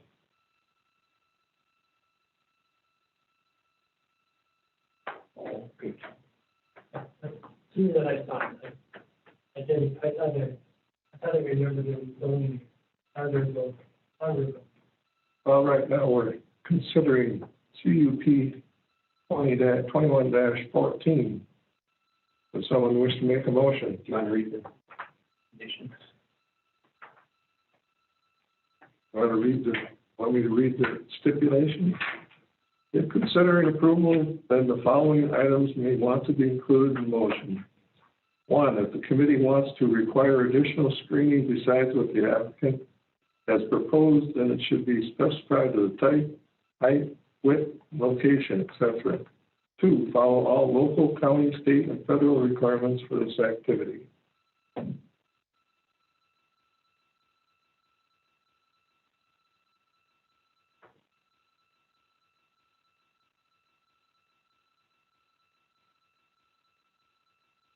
Mr. Rob? I'll make a motion to approve. Make a motion to approve. Subject to the conditions, and then we'll need to specify those things outlined in the recommendations. Mr. Chairman, is Mark Krause going to be talking on this? No, he did. But he did.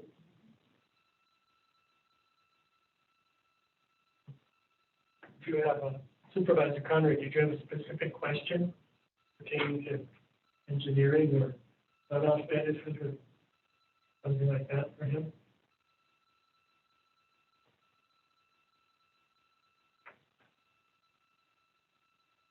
We have a motion to approve. Is there a second? I'll second the motion. Second by Mr. Hadley. A roll call vote. We need to specify that screening first. If you wish to. I think there could be some further discussion in order. Good screening. Just, it looks on his map, he's just mostly vegetation screening.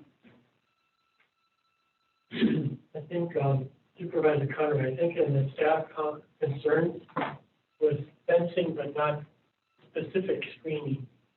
I believe the applicant talked about vegetative plantings.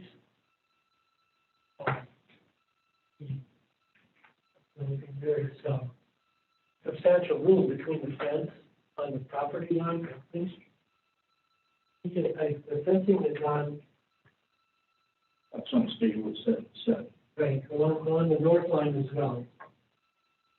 But there's fencing along the Highway 77, and looks like proposed water retention areas based on proper engineering for the non-impervious surface. Was a suggestion made that we should attach that requirement as a condition. And what was the condition? The runoff management retention areas. What's the specifically what to be included in the motion?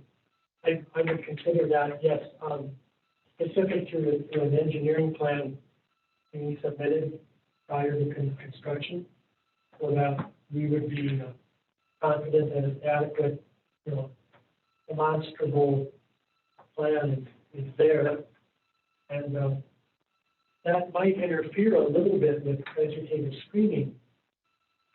It's, obviously, you're going to do some retention runoff. Unless you're going to plant cypress or mangroves in there, it's probably not going to good for the trees, right? So I think a plan showing some vegetative screening in conjunction with runoff management is necessary to add as a condition for review by staff. Make sure it meets standards prior to. We're requiring it meet all applicable standards, but I think we want to see submission of that prior to the approval for the permit taking effect. Which they would have to do for all local, state, federal guidelines. In fact, I think we want to expand upon that a little bit. rather than leave it open-ended. You wish to amend the stipulations then? I'll amend the recommendations, not the motion yet. I amend the recommendations to add the detailed engineered plan for the detention and retention water runoff management, and also more detail on how that's going to work with the screening on Highway 77 vegetated plantings. I would imagine there'd be some areas that are not planted because they would be basins. So show us a complete plan of screening and detention runoff structures. Rather than us specify, like, what's a good bit? Well, I guess I'll just, how do you want me to approve it then? I can make a judgment call and say, okay, this I think meets the intent of what the committee's looking at. I guess if they didn't like it, they could appeal the decision. I think, Jason, that's the only way we can do that, not knowing precisely what their plans are. But I'd be comfortable with your expertise reviewing and bringing it back to us if you think it was inadequate. Because, we've done other vegetative buffers on places, and we hear from the neighbors that go, well, they planted one, 2-inch or 2-foot tall pine tree every 50 feet. That's their screening. Well, it'll take 100 years for that one tree to block anything. So I do get that, but at the same time, this is fairly complicated, more than just a double staggered row 15 feet apart. Because if you do that, then put in basins, you may lose it, you have trees in those basins, right? So I think there needs to be more detail. So they'll just come back with an engineering, a layout, basically showing a drainage plan, a retention pond plan with vegetation plan, basically on top of that. Yeah. Right, and I think we'll rely on your expertise. If you need to bring it back to us, you deem it inadequate, and we can review it formally. But I think it's really permeable soil there. It should infiltrate pretty well. It may not need a real lot of area. Maybe ways to combine those features, but I think it's more detail, and I'm prepared to try to define sitting here today. So do you still want to approve it, or do you possibly want to postpone it? We're still discussing it. Yeah. Or do you And we want could also ask to have that completed and brought back to us and postpone it for a month, if you think you want to go that far.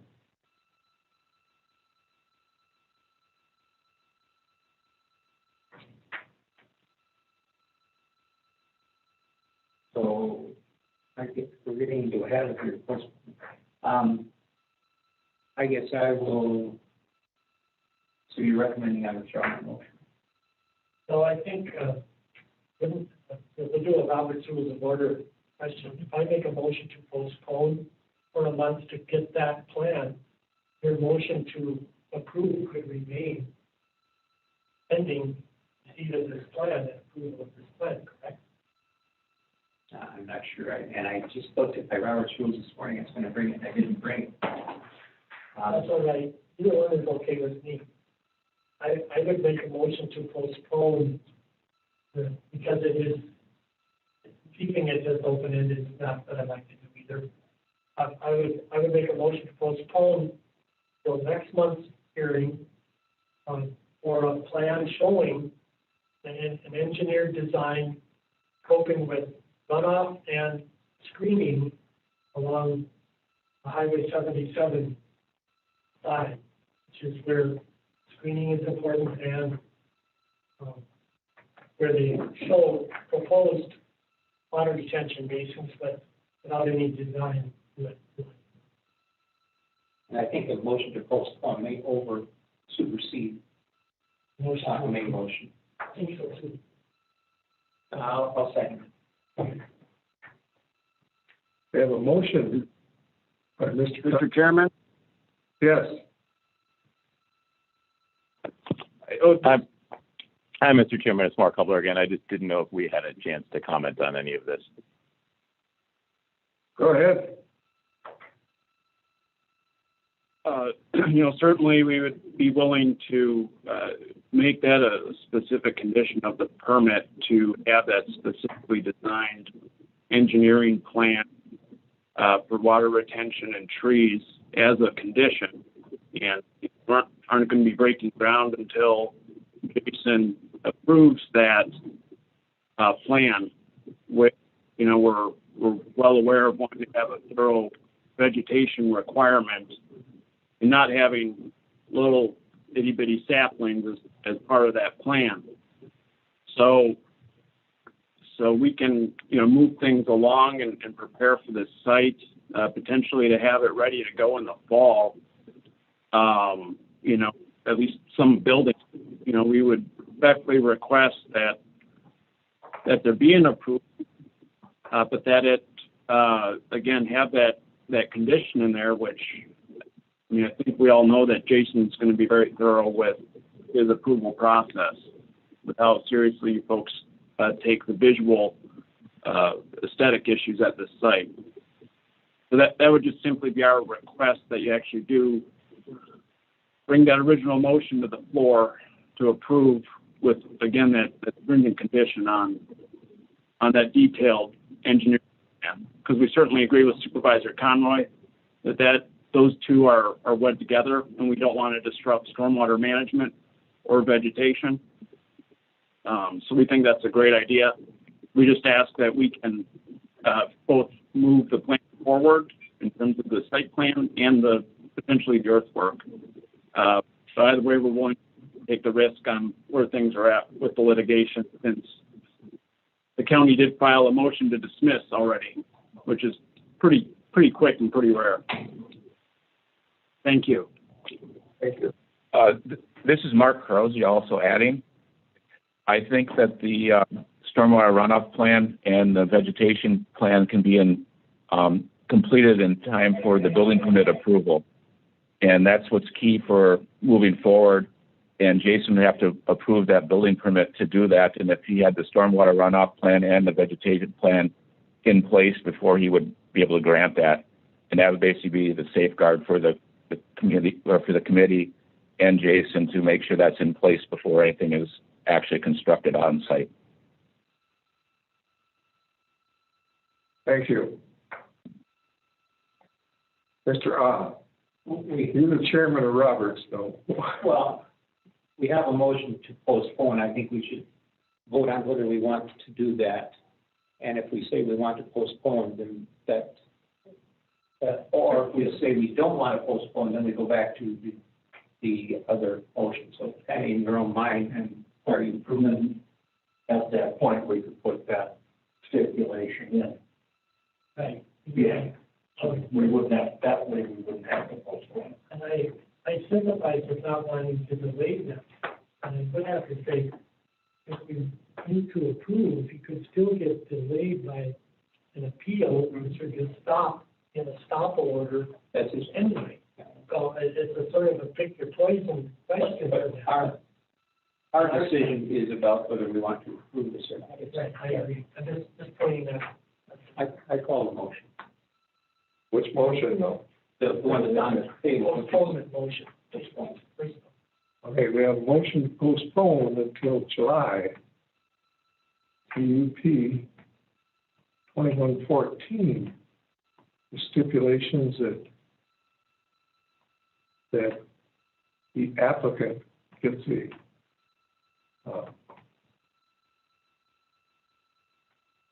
Screening and retention into the land use office. So if we approve, it gets postponed. If we deny, then we go back to the regular motion. Okay, we have a motion and a second. Mr. Pearson? No. Mr. Padden? No. Mr. Blumberg? No. Mr. Anderson? No. Mr. Ah? No. Mr. Conroy? I have to vote yes. Mr. Grifford? No. So now we go back to the original motion? Yeah. original motion is to approve. With that added condition. What was the motion? Do you know, Tanya? I think what we're basically doing here is following Mark's mentioning that he's gonna have to have everything in order before Jason can approve the permit. On paper, anyway. Building permit. Yeah. Mr. Chairman, Yes. are we now going back to the amendment to that original motion? No. It's dead on the floor. No, just, he wanted to add that condition To the staff report. to the, considering that there are two conditions, he'd like to add that as a third condition. Great. Okay. I have a further point for discussion, since this probably will be contentious. How much more verbiage do we want to put around the motion to make it very clear why we're making this decision or the justifications for it? I would say so, yes. Okay. I would restate the motion. The amendment? I mean, I lost where I am. When I started out on that, was just making that an amendment to the conditions staff report. Which was for the. Just adding another condition to the motion. I think that had to be provided as part of the approval. Yeah. But I don't think we would have to, I think we're still in discussion. I don't think we would have to make it part of the motion. I think we just need it on the record. Okay. As being one of the conditions. As why we are approving this, because so very often, I mean, what are the things we look at to make decisions? Safety? Is it safe? Is it consistent? What are the other things? So from a safety perspective, I think we've gotten indications from our highway commissioner, who's also on the highway safety committee, that he doesn't see that as an issue from a safety perspective.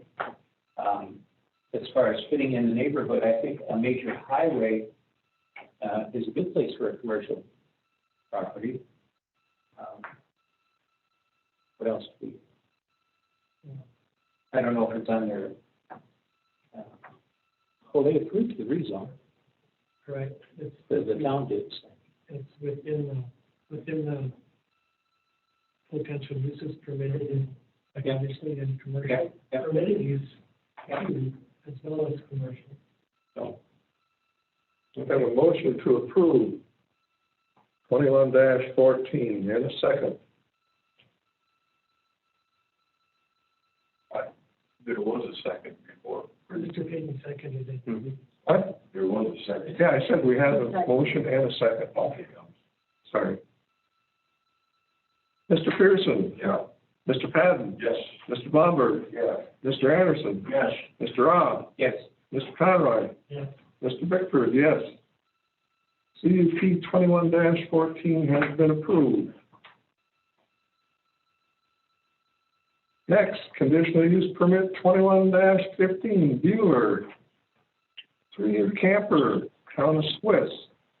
Are you on, Mr. Bueller?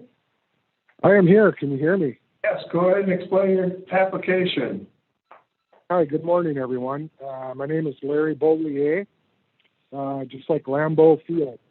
I'm trying to get a conditional use permit to allow my trailer to be on my property, just for basically the remainder of this year, temporary. Reason being is we are in the process of building a home on the property. Dirt work starts tomorrow. Along with the dirt work for the basement, the septic will be going in. The home, due to COVID, everyone likes to use that term. The house has been postponed until September, October frame, when it was supposed to have been done in July, August time frame. But the basement will be there waiting for it to arrive. The plan is to remove the trailer off the property next year and sell it in the spring when that's the best selling time for a camper, RV, as everyone knows. What else can I tell you? I guess that's it in a nutshell. I was unaware of this new ordinance out there, as probably many people are, due to the fact that there's been a trailer on that site for many years. But I want to abide by the rules and regulations. But this is the reason for my petitioning for the CUP, is just a temporary housing area for us to use while our home is being in process, I guess. Are there any questions or clarifications needed by the committee?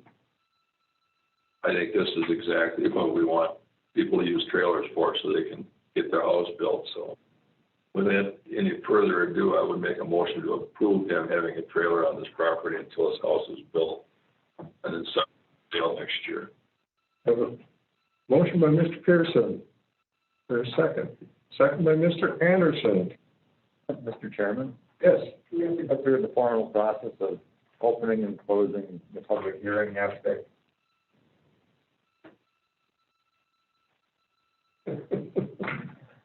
Do we? Yes. There's a problem with the phone right now. I don't know what. I believe it's muted. I'll open the public hearing, and since we have no public comments, I'll close it. Thank you, Mr. Chairman. And I'll reiterate my motion to approve. Motion by Mr. Pearson to approve. Second by Mr. Anderson. Mr. Pearson? Yes. Mr. Padden? Yes. Mr. Blumberg? Yeah. Mr. Anderson? Yes. Mr. Robb? Yes. Mr. Conroy? Yes. Mr. Bickford, yes. CUP 21-15 is approved. Thank you, Larry.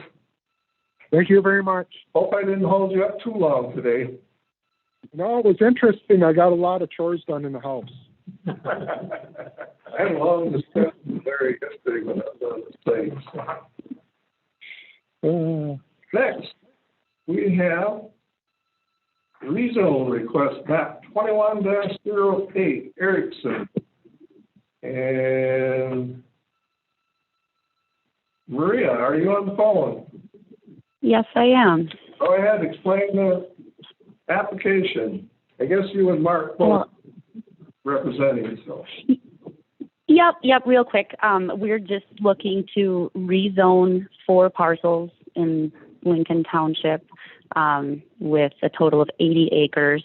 The 2 north parcels, we are looking to go from F1 to A2, and the 2 south parcels from F1 to RR3. And this request was approved by the Lincoln Town Board recently at a meeting. And that's about all I have. I think Mark has some additional comments and can field any questions that you have. Yes, this is Mark. From the committee. Yes, this is Mark Krause speaking.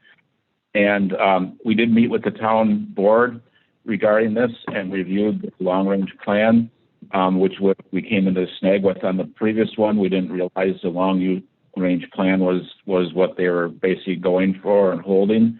And so this request meets their future land use plan, and they did grant approval to go ahead with this. If there's any questions, I'll be happy to answer them. Any comments or clarification needed? If not, I'll open the public hearing. We have not received any public comments, so I'll close the public hearing. We did receive a letter from the town stating they did approve this. So is there a motion from committee members? I'll so move. Motion by Mr. Anderson. Second. Second by Mr. Conroy. Mr. Pearson. Yeah. Mr. Padden. Yes. Mr. Blumberg. Yes. Mr. Anderson. Yes. Mr. Robb. Yes. Mr. Conroy. Yes. Mr. Bickford, yes. Rezone request map 21-08 has been approved. No. Thank you. But Motion Thank you. Move to go to moving county. it to county board, and the county board will Thank you. review it as well. This will be sent to county board for their approval for zoning change. Okay. Thank you. Next, I'd like to, well, I'm going to take a break on the discussion. I'd like to take about a 5-minute break, but back at 11:25.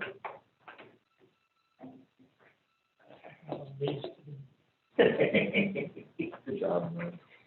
And a couple of ones we did today for the 3 years. You can easily be doing those as a permitted use. You can have some advantages.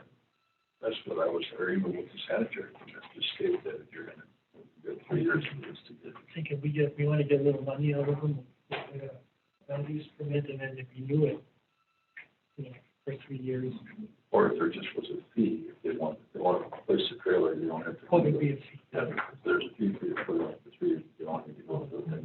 We used to do it with either a mobile home or a trailer while people, back then. Should I do it there? In Washington County, we did it all the time, but we just did it because of the condition of the industry. Yeah, mine.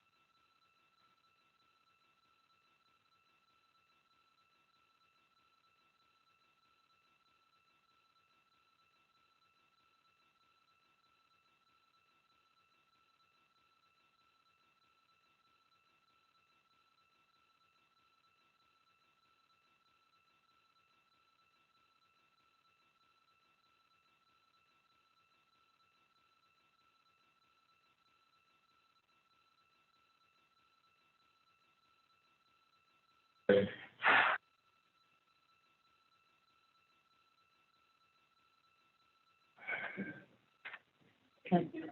don't think the camera was. The camera there shut off.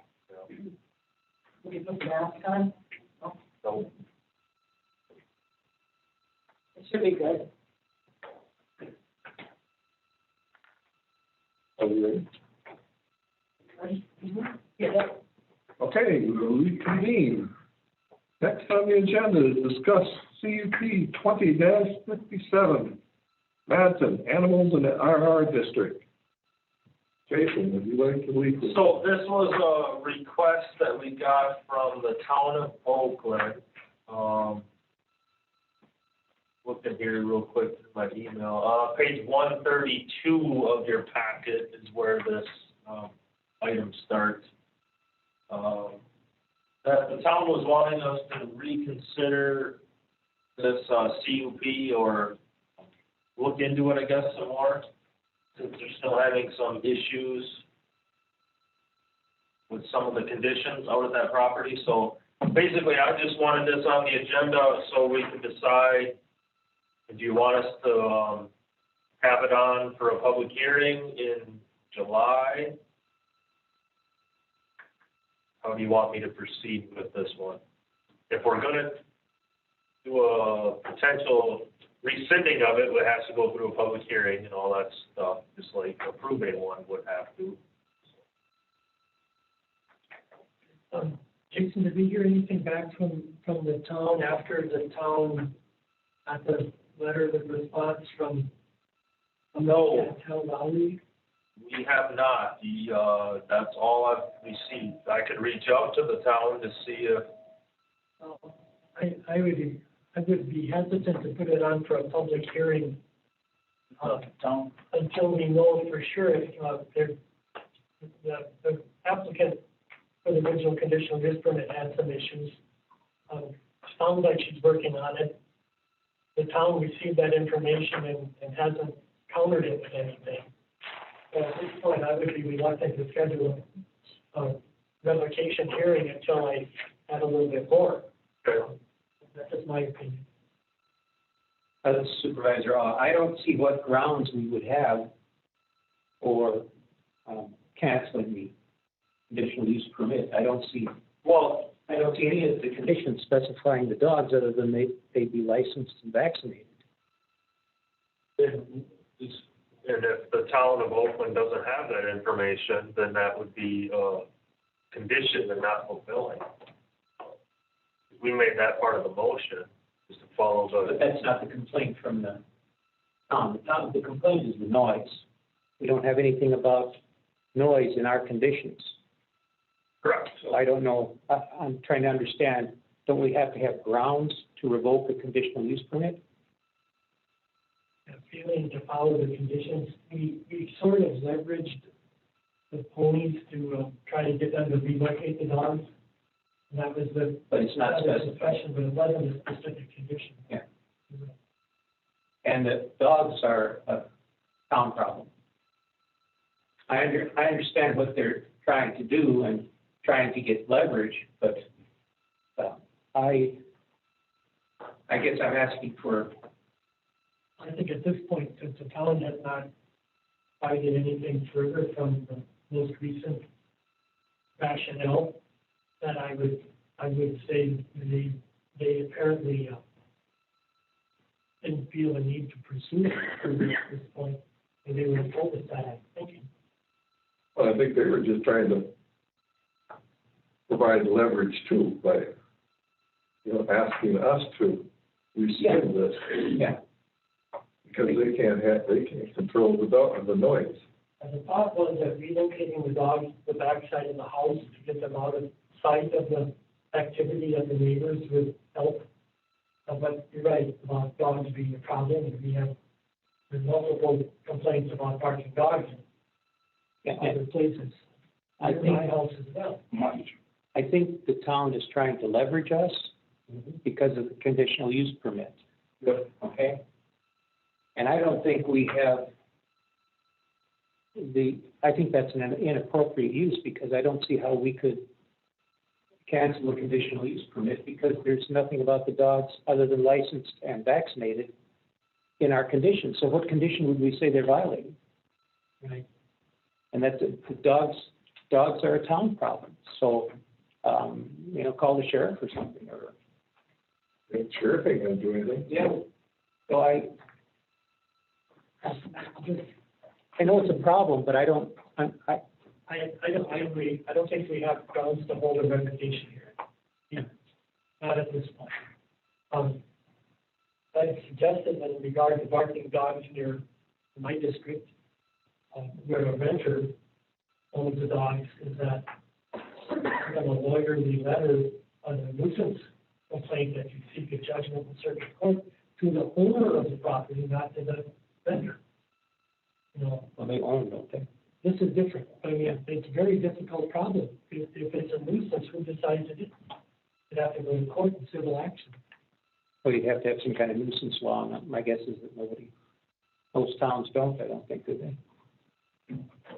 I do sympathize with people when their homes staying all the time right across the road. I understand that. So that's a peripheral discussion. I don't know what you're looking for. My opinion is we don't have the authority to reject this, or until the town would come up and say they don't have any license or they don't have any shots, then we would have a reason. That would be a violation of the conditions. We might take an action if we get a substantial reason, but right now we don't have that. Well, I'd say some contact the town in that effect. I'd ask them if they have anything further, but. Well, just ask them if they have anything further on the conditions that we. Right, at this Right, time, we can ask them. License. At this time, we have no basis to fully schedule such a hearing. I'll ask them, for what conditions they feel are not being met of the CUP. Can we add conditions post approval? No. Well, the basis, we always reserve the right in any condition to have the revocation, right? That if conditions are followed, but we would have to hold a full public hearing notice.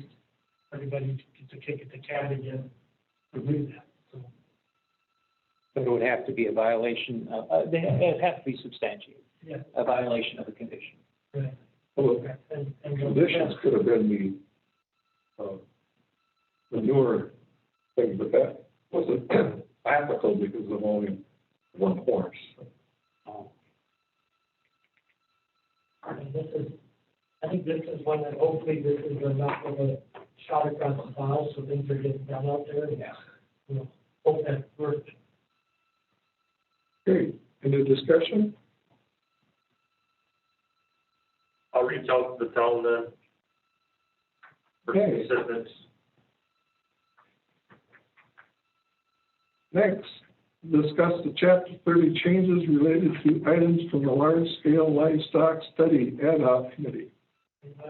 All this was is that we believe we're going to try to bring draft ordinance language to the committee next month. Present to the committee, and hopefully we can schedule a public hearing on those amendments in August. We will see how we are doing with the signing ordinance for the Natural Resources Committee. We have had a couple of staff issues. Sunny not taking the zoning position, that's one of them, but also Randy Gilbertson had heart surgery Tuesday, and he was doing most of the rewrite of the citing ordinance. After we're done it in, and look at Dave and see where we got. We're just going to try to get some of the last minute things done before we went under the knife, as it were. But it was one of those things you needed to do sooner rather than later. A valve that was repairable would have to be replaced, but you don't want to wait on that. So obviously, but we have had a bit of a wall in that we're right on the verge of having things that need to be detailed ironed out before we went further. Jason and I have talked. We're going to try to get this so we're done with our basic zoning stuff, which isn't a great extent. But you may remember that's setting a cap of animal units in A2, A3, A1, modifying A4 to be similar to A2, and then some conditional use enumerations. For the July meeting, are we going to have a draft? We sure hope so, don't we? We'll have a draft. There won't be a public hearing, but we'll have a draft. We'll have a draft, and we'll hopefully, but after this committee approves taking it to public hearing, do that in August. Right now. You think we would be able to have a draft for campgrounds? I'd be surprised if we did. I don't know that we need to try to pile it onto Jason and the three of us on that committee, because it's a busy time of year trying to get this stuff done. But I think that the circumstances are such that I think we need to go forward with the specific ag amendments. And there'll be more coming out of that for CUPs as well, but in A, everybody wants to kind of run through the A district in their free time. You'll find a pretty significant list of conditional use standards that doesn't exist in A2 or A4. And we need to incorporate them into those two districts as well. And that's a good model maybe for looking at down the road at CUPs in general. But for ag in specific, we want to get that going. Does anyone know where that table is at? Have they started construction or anything? I don't know anything. All, the last I heard was what the newspaper, I think, said. Last information on that is they have completed their application with DNR. The last I heard, they have not completed their application with the county, and they have not applied for the conditional use permit they need, because they're going in excess of 250 animals. But we will get to do that yet at some point. Something to look forward to. Yeah. Also, we get to approve it? Yeah, well, it'll be a CUP just like every other one. Lord. I don't mean to scare you or anything, but we've had that for since like 2007. Next on the agenda then is a campground work group update. We're moving along. We're starting to see where we're going to get to the point where we're working on the end of it. But at this point, we heard from Mark watching last week on that side. We've been to the Department of Ag. We've been to, of course, Extension, Assessor. I think we've been learning things that we want to address. And it's interesting to see the Department of Ag position on 8 months versus 12 months issue, because we all got an email about someone who's got an open records request on that matter of state code. What does it say versus what they enforce? And it's an interesting debate. The thing that I was interested to see is that in our part of the state, it's just Washburn County and us that aren't doing the inspection within the county. About, what is it, Jason, about 40 counties are under that cap? The rest are under their own, or is it the other way around? I think it's the other way around. I think the majority are under. Majority of counties do their own health inspection. So in the little island of Washburn and Burnett, they just still doing the inspection, but Holt, Barron, Sawyer, Douglas, Deerfield, Ashland, all around us is all under their own jurisdiction. And when I was on Health and Human Services Committee, I know that was a point of conversation, and looking at that as being a revenue generator, but because you have to figure out how you're going to pay that person, and whether it could be enough of a revenue generator, and it never got over the hurdle. Never went any further. Yeah. The Washburn and Burnett have paired up on positions occasionally. That would, we kind of wonder if there's not some interest in looking into it further, but we'll see down the road. But I was surprised, back in the day, it was mostly state staff. We worked with state staff. But so it makes me wonder just how often state staff gets here, because they're not that stationed here anymore. Well, yeah, and that's I mean, the last time I interacted with state staff, I think they drove up from Rice Lake, but that was a few years ago. It will be interesting to see, what the inspection interval is up here once we get that information from DATCAP. We did request that. Yes, I'm curious to see what that is. They come to my place every year. Really? I'm sure they probably This year. probably rank things differently, I'm assuming based on health hazards, because that's really what they're looking for, so. And the time of the switch, there's a mandatory inspection at sale typically. Anyway, I think we've had some pretty good presentations with a lot of information. We've gotten a lot of information. What's his name? Patrick Hansen next? Hamilton, John Hamilton. Hamilton. This week. This week. Oh, okay. Right. He wasn't, okay, so it was Patrick Hansen that made the comments, but I disagreed with some of them, so, okay. Okay, so When's your meeting this week? Pardon? When is your meeting this week? Friday. Friday. Here? Always Fridays at 9. What? Always Fridays at 9 here. Okay. Except next week. After that, yeah, except for the following week. We haven't decided.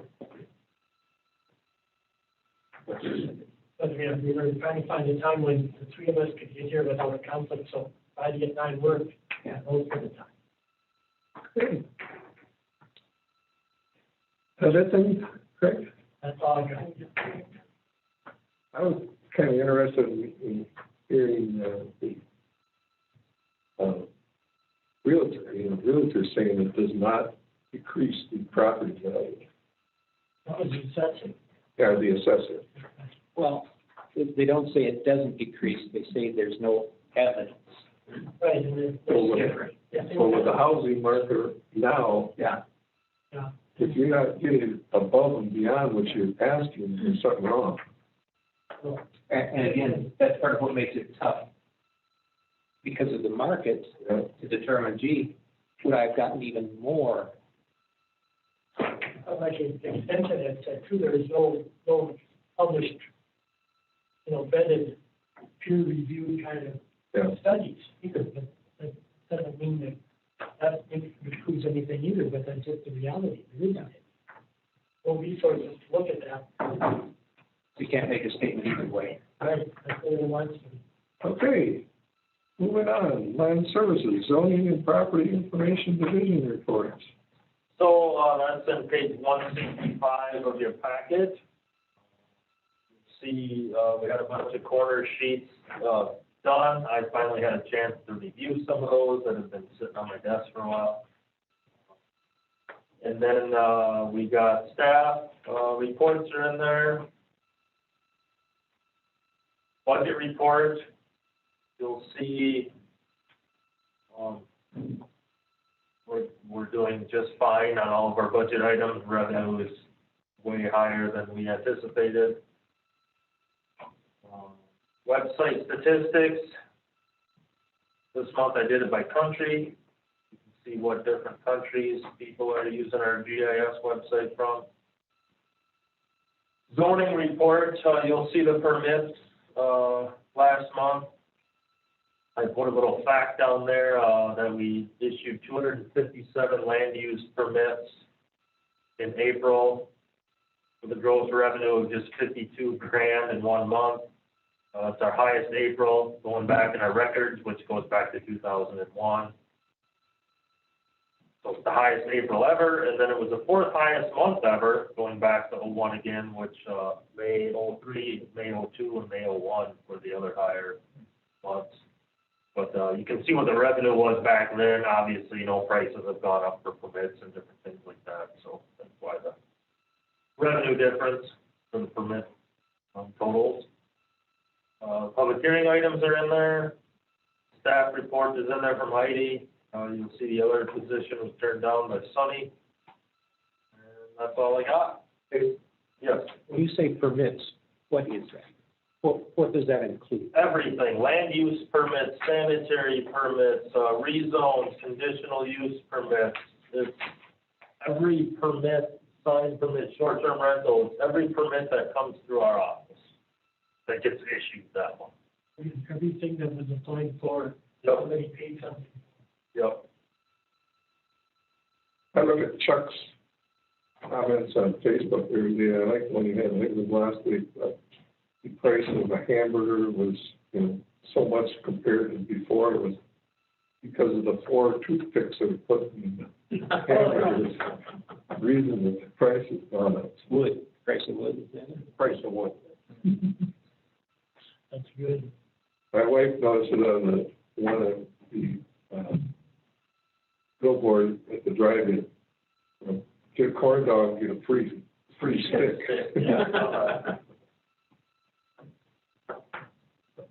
Anything else? Any future agenda items? So we're still virtual for July. So then next month, we'll have an item on the agenda to determine how you want to proceed then in August of continuing virtual only, starting to allow public and, whatever. We'll discuss that next month. And then hopefully we'll have Chapter 30 ag draft on July as well. According to corporate counsel, our virtuals are still considered public, right? I know during COVID, that's the reason it was, but. Yep. It's, one of the issues that I see is that we still have to do social distancing. That becomes the problem, having the hearings. Well, that ain't the case in countrywide anymore. If you looked at the stands on the races yesterday, it definitely were not social distancing. And they're opening up the stadiums to open passing. Yeah, well, it was yesterday. You don't need to wear a mask when you go into Menards? Unbelievable. Well, they've got a kind of a, you're on your honor at Menards if you. I was talking to Jason about that this morning, If you've had the shots, you're okay not to. But how do you determine if the guy next to you's got a shot or not? Yeah. There's no other future agenda items? Motion to adjourn. I make a motion that we adjourn this meeting. Motion second. All in favor? Aye. Opposed? Carried. Thank you. Thank you, Norm.